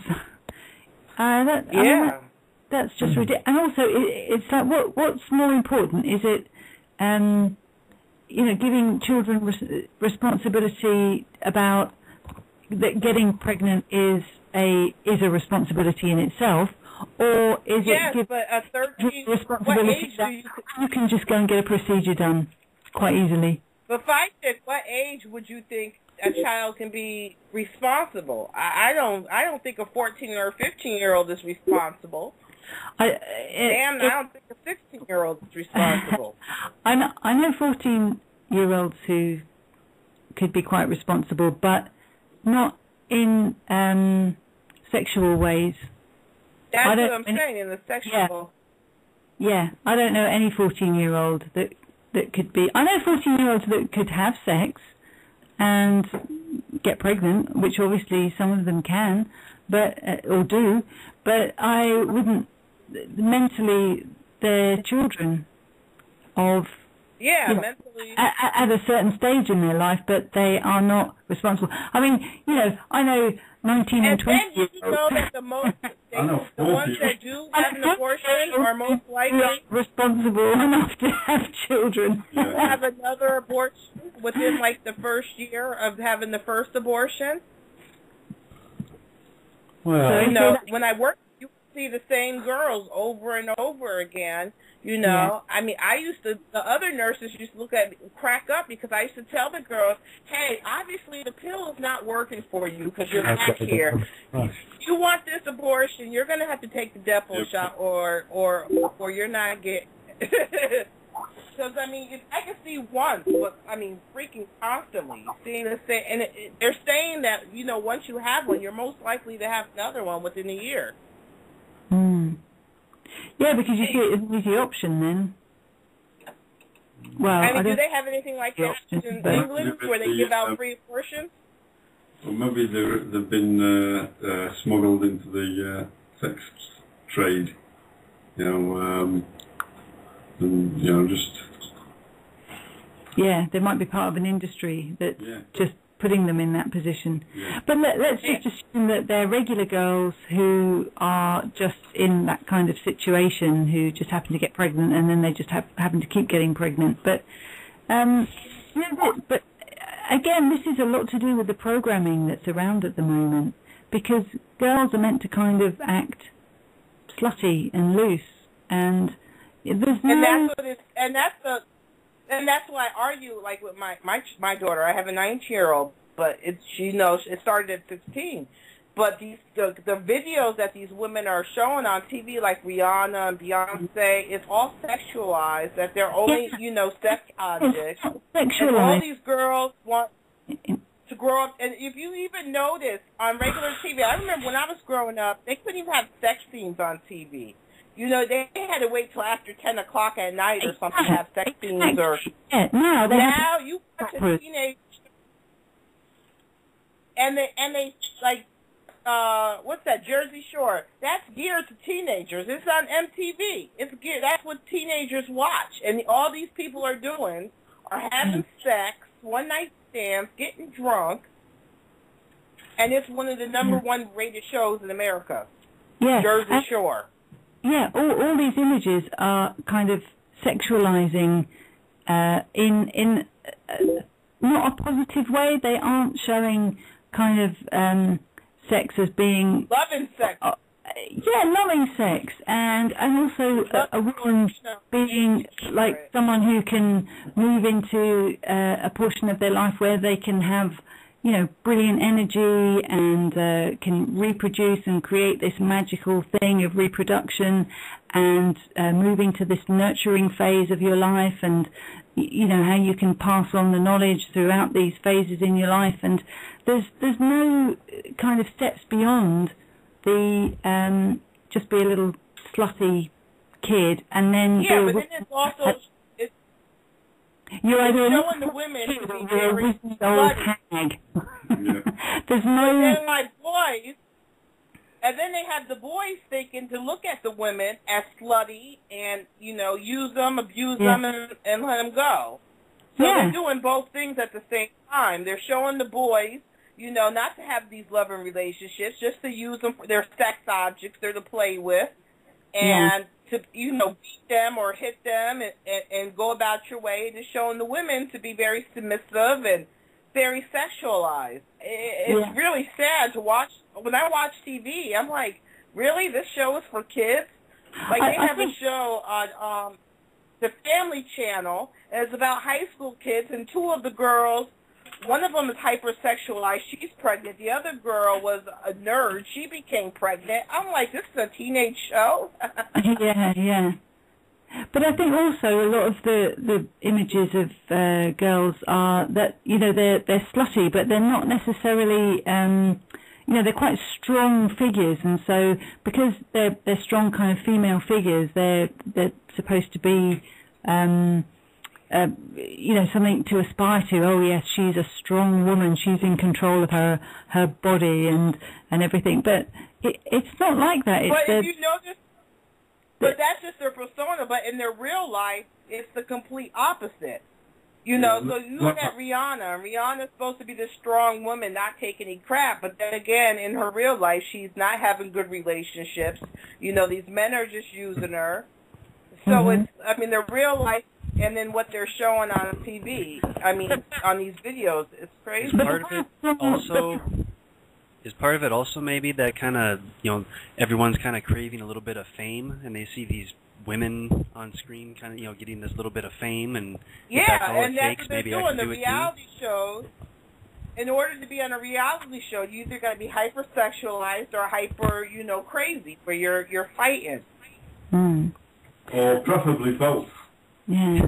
But you can do both, like Jersey Shore. You're number one. Do you know how much them kids are making from the Jersey Shore? They're millionaires now. Just for getting drunk and having one-night stands. Who's Jersey Shore? You guys don't. Oh my God, Jersey Shore is about these 7 Italian, young in their 20s. I didn't know what Snooki was until a couple months ago. Yeah. I don't know. And fight and have one-night stands. And this is on MTV for teenagers to watch. They get drunk, they fight, they have one-night stands, the boys and the girls included. They get so drunk where they can't walk, where they're throwing up. And it's the #1 rated show in America right now. Well, this is the thing, you see. They show these women as being kind of strong and, being able to kind of speak up and say this kind of thing. But they're strong in a male way. They're not strong in a female way. So it's really distorted. And so you're getting these women who are kind of not, who are perhaps imitating this kind of thing. But it's not their true power. So they're not recognizing with it at all, and of course it all kind of collapses. They're not showing women who, can just really in their power stand up and but what's happening is the teenagers who aren't. These are older women that are portraying these sexualized, like Rihanna and them. They're in their 20s, but it's the teenagers who are not mentally capable of really handling it. They want to be that sexy, strong one, but mentally it's emotional damage to these teenagers, especially having sex at this young age. It's emotionally damaging to them, and they can't handle it. Yeah, that's why there's all these people on antidepressants and trying to kill themselves, because they're having all the sex, and then all the kids in school are knowing that they're having sex, getting these stupid pictures, naked pictures. I've seen teenagers on freaking Facebook and on Twitter half naked. Are you freaking crazy? Yeah.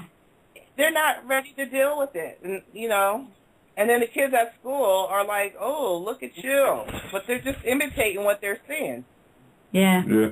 I've noticed over the last 4 or 5 years that on TV, all the girls have gone really girly. Like it's proper faces made up. Like all the girls on Hollyoaks say. Yeah. They all wear tons of makeup, don't they? Yeah, and it's so loud, and it's it's that kind of footballers' wives thing. We have a thing called footballers' wives over here. I love that show. Is it still playing? Footballers' wives? No. I used to love to watch Dominique. A wag. Yeah, like Victoria Beckham. Victoria Beckham, yeah. And just, but people with they'll have the fashionable haircut, they'll wear all the makeup, they'll wear all the fashionable style clothes, and it's kind of glam, really naff glam, and that's supposed to be kind of representative of you as a woman. I'm going to say goodbye to you all because I'm going to go home and any more of that wine. Yeah, so much. Good night, Sonic. Sonic's bailing. Yeah. Right, hey, Nick, before you leave, say hello to Karen and Herb guys here too. Karen is a dear friend of mine from New Zealand, so I just thought.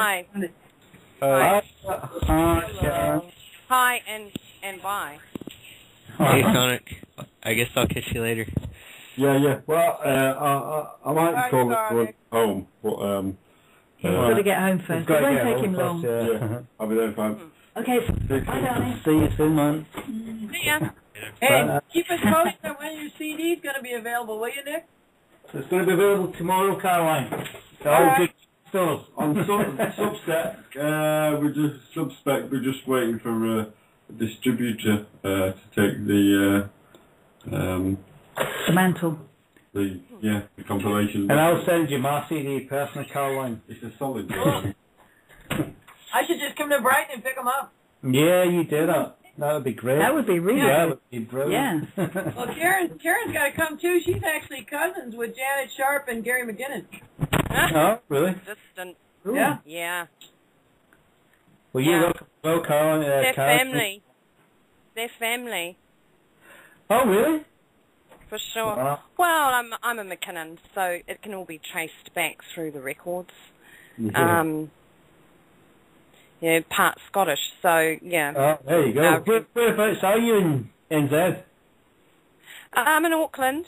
Yeah, not far from where not far from where they just arrested Kim.com actually. No, okay. Not far from Coatesville. This Sopa Pippa, the FBI arrested about 4 millionaires in Coatesville, not far from here, the other day. What for?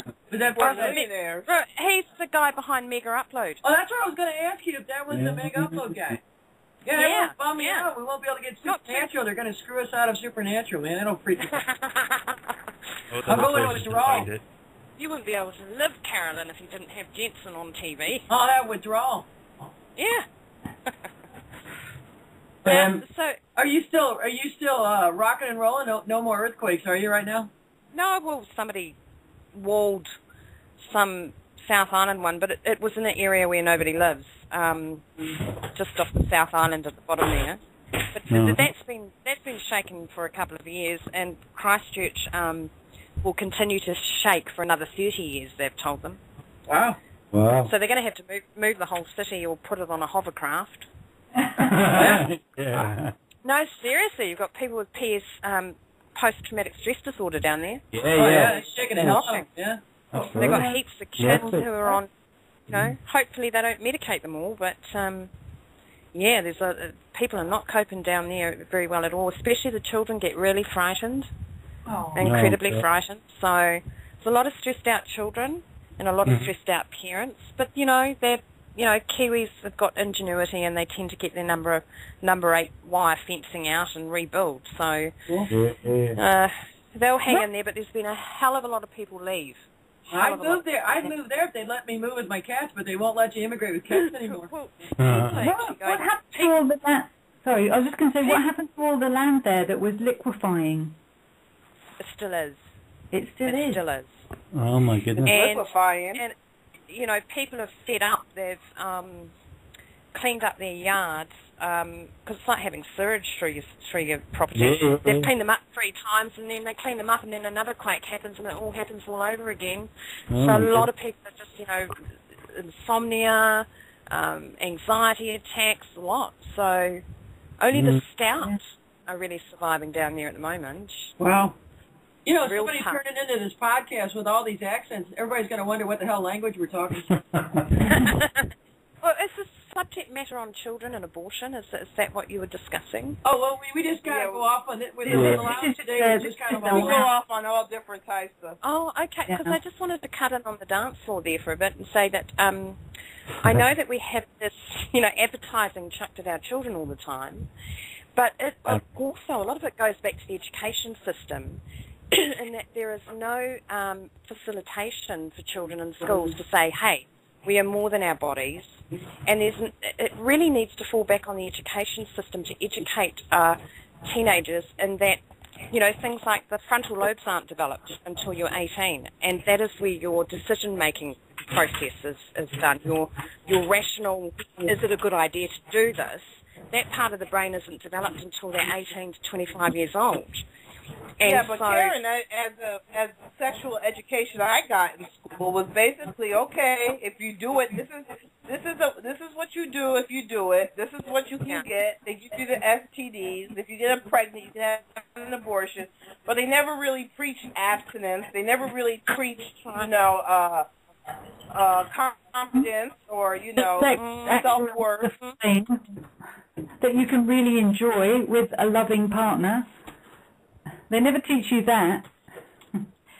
I think and trying to avoid it. And it's like a one-day course they give you in a health class. One day, I think they teach you. The message isn't going to go in, is it? It's one day, and the concept needs to be delivered several times before the penny drops. And so if they're just giving short bursts of information, it's not going to ingrain itself in the child's developing brain. At school, they're saying it's not their responsibility, but you have to realize they're forcing us to bring our kids to school. School is like 8 to 10 hours a day. Our children spend more time at school than they do at home. So they get most of their, which is horrible, they get most of their, training from school. The teachers spend more time with the kids than we do. Absolutely. Well, that's by design. They that doesn't make it right. And I think that because they are there for all that time, I don't think it makes it right that the school should have to teach them, the rights and wrongs or how the sexual thing goes. That's where it goes back to parenting, doesn't it? How the whole process goes, but sex is more than that. It's not, Yeah. It's not just they don't teach there's an emotional side to sex. I mean, especially for women, there's an emotional. Women's hard to take emotions out of sex. Men can do that, but women have an emotional relationship with sex. Yeah, exactly. They don't teach women. They don't teach girls in school. Boys are after one thing.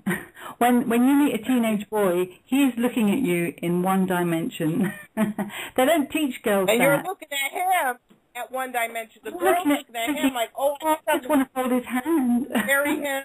If he loves me. And if I have sex with him, maybe we'll get married and have, a family. And that's not, at that point, that's not what the boy's looking for. The boy's looking for an easy thing, but the girl's equating it with love, sex, marriage, children together forever. Yeah.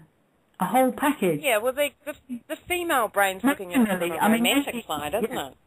I mean, where the boys is just because, like, all the girls have watched Twilight, so they're looking for that first kiss under the apple tree, and then the boys are sort of, ay caramba.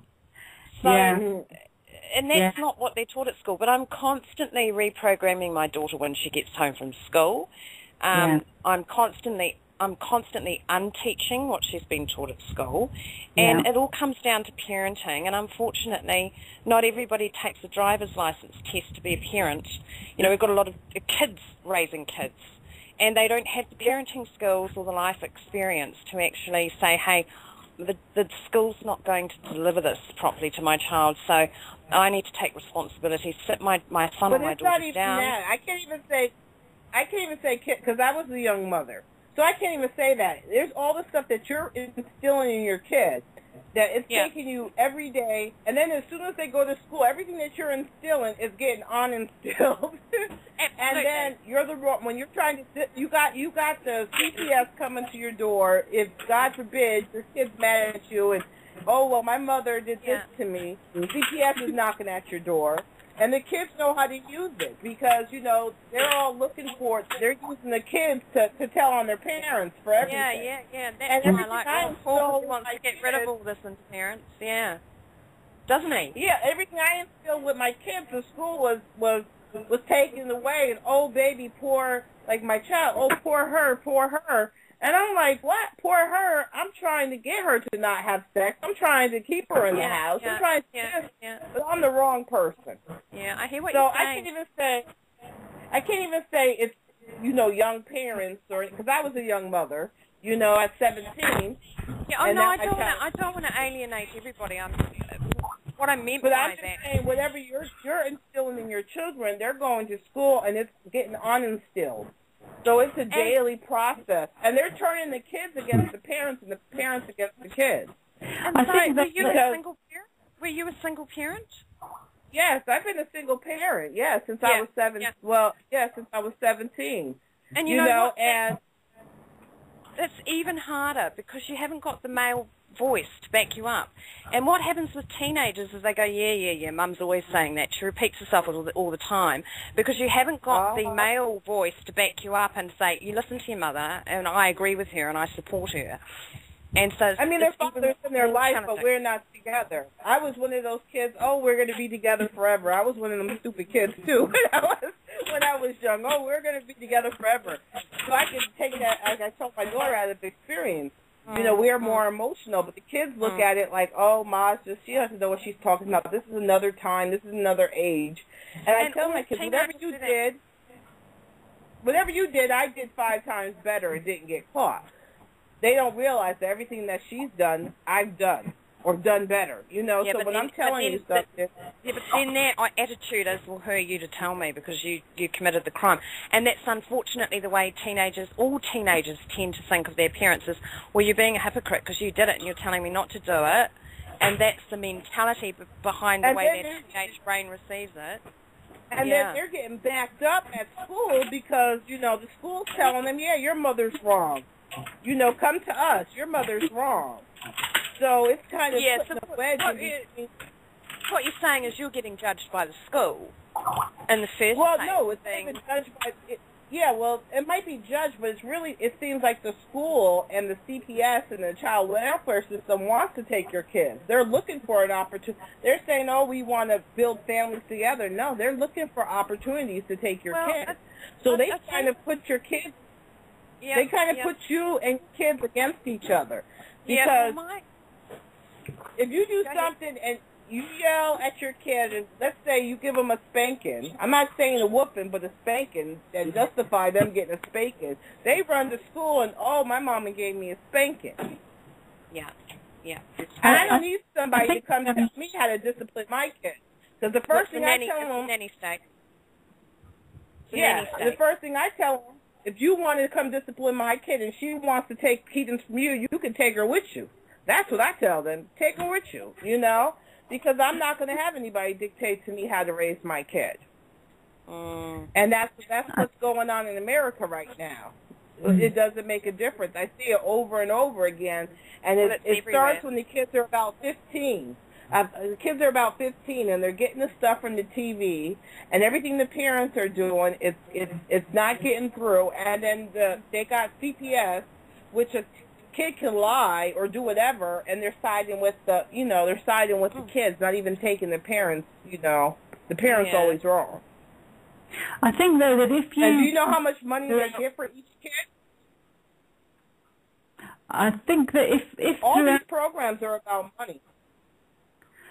That while you're bringing your kids up, and as they're getting older, if you can give them,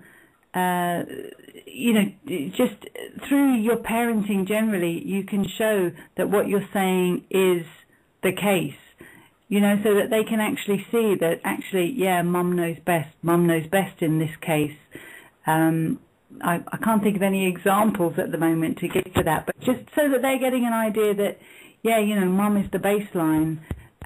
Because when kids are small, you can, maybe... Hi, this is Ron Jeremy. You're listening to Sonic. Oh, we get cut off? No, we're still here. Oh, that's Sonic.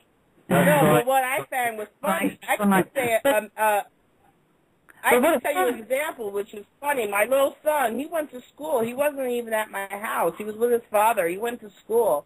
Next thing you know, CPS is at my door, and I'm like, huh? They're like, well, you burnt your kid with the cigarette. I'm like, I burnt my kid with a cigarette? I said, I haven't even seen my kid. He spent the weekend with his father. My son, they didn't even ask my son what happened. The teacher happened to see something on my son's neck and just called CPS. Didn't call me. Didn't call the father, my father, nobody. Yeah. What happened was him and his friend were playing, and they were freaking taking, those computer round things and lighting it and burning each other as a joke. Instead of asking them what happened, they just called CPS. I had to take my kid to the doctor and have my doctor give him a full physical, and I had to leave the room, and he had to explain to the doctor what happened, we can do a report, and then I had to send it to CPS. It cost me like $300. I'm like, Jesus Christ. Well, and then sometimes you don't even trust your doctor. But why didn't the teachers, I'm at the school all the time. Why didn't you just call me? Why did you feel you had to just hurry up and call CPS? Why didn't you call me and ask me, is something going on or what happened? But just to have CPS come at my door, I'm like, huh? What are you here for? What was the outcome? They were like, what was the they outcome? had to let it go because they had to. It was non-founded. They call it. They sent me a letter, and it was not founded. It wasn't. It was unfounded. You'll have a little. But I had to pay $300. Their files, Retta. I probably have a whole bunch of my files. Should have sued the teachers over it. Yeah. It cost you $300 You if can't you'd. sue. Yes, you can. No, you can't sue. I know I'm liable. It's liable. They're liable. You can. You can make an accusation. They should be damn sure they know what they're accusing someone of. Yeah. Hello. Who they're accusing. Ahoy. Saying hello. Nick's back on. Hello. I'm just bringing people in right and left here, folks. Sorry, dear, what's your name? Mine? I'm Retta. Yeah. Sorry? Greta. Retta. R. The R. Retta. Rita. I was always calling you Rita. I'm sorry, Retta. I was right. I thought your name was Retta. Everyone always says Rita. I kept saying. I thought it was. I answer to anything. Oh, really? Uh-huh. Is that right, honey? But Rita, I You live in Northland. You live in Mission Bay. Because it's part of my name. It's not. It's my nickname. My name is like an old lady's name. I refuse to be called by this old lady's name. Henrietta. Henrietta. How you know it's Henrietta? Oh, how you know it's Henrietta? Wow, I'm psychic. How many names are there that have that little bit in it? Oh, I can't stand it. I think it's nice, Henrietta. Henrietta's a very aristocratic English name, Henrietta. Yeah. Which is funny, is my family's Dutch, so I don't know where they got that name from. But they named me after my. Henrietta. That name will serve me when I'm 60 or 70. Not now. We can call you Henry. Oh, no, thanks. I've been called Henry, Hankietta. Oh, my God. All the names in school. Hankietta, Hank. No, thank you. Just call me Retta. Okay, Retta. H. Hank's a good. No, I like Hank. Yeah, if you're a boy. Wish I was called Hank. Yeah. This name has gave me hell since I was a child. It's also on your email. In grade school. See, that's what made you so tough. I mean, that's why you're so strong now. It's like a boy named Sue. I was thinking that, but Traffic. Retta's a great name. I really like the name Retta. I like Henry. Yeah, well, my friends have called me Retta since I was like 15, so it just kind of stuck. Really? It sucks. I don't look like a Henrietta, so I don't look like a Henrietta. Who does?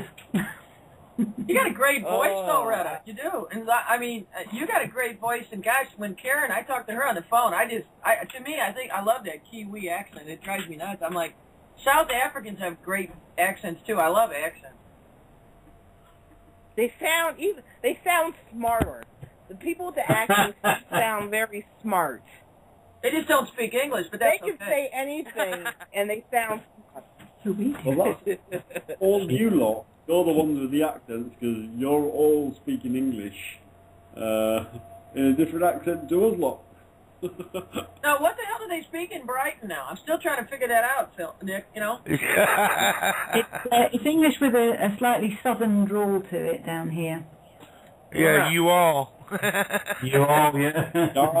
I gotta get out my universal translator when Steve starts talking.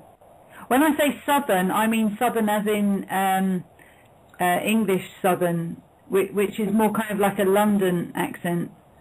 All right, up the apples and pears. That's my. I can't tell the difference between. So you guys, London. You guys can tell the difference. All you people sound like Sonic, Karen, and Fight Chick. Y'all sound like you guys have the same accent to me. Oh no, No, they don't. No. And when Steve talks, I gotta turn on a universal translator. I'm like, what the hell did he say? It's great. I just love it. I love it when you get somebody from Ireland through. I gotta get Peter McGowan to come on because he's got a great Irish accent. We gotta get all these guys on there. We'll drive everybody in America crazy because they hate to deal with accents. Oh, yeah, it's true. I love Irish accents. It depends. But you know why? Accents in Ireland, the Southern and Northern Ireland as well. Well, that's true. There's for a couple islands, you guys. English accent like that. I can't quite figure out, the whole UK perspective because I mean, you guys have different accents like over every hill. Everybody's got a different accent. Yeah. I wonder how we lost. How did America lose the accent? Because everybody came from overseas to come over here. So how did us in America lose the accent? We don't have accent. We were talking about this the other day. Actually, the American accent came more from the Irish and Scottish tones, and from the southern tones of the English accent went more towards Australia and New Zealand. So you get more of the kind of southern tones in the New Zealand and Australian accent. You can't really say we lost the accent. It just kind of morphed a bit, I mean, we don't hear it because we're speaking it. I mean, them in Europe, they probably don't hear the accent. It's taught in communication and journalism school when you go to do radio or TV. They teach a homogeneous language so that everything, they're sort of like this one. If you watch any of the talking heads, especially on cable, they teach people to get rid of the accent when they're speaking. I mean, they really do. They teach that in journalism and a lot of communications in schools, and that's promoted as a homogeneous language across the United States. Yeah. It's interesting the difference between the Canadian accent and the American accent. There's a difference. Oh, they're just one big northern state from America anyway.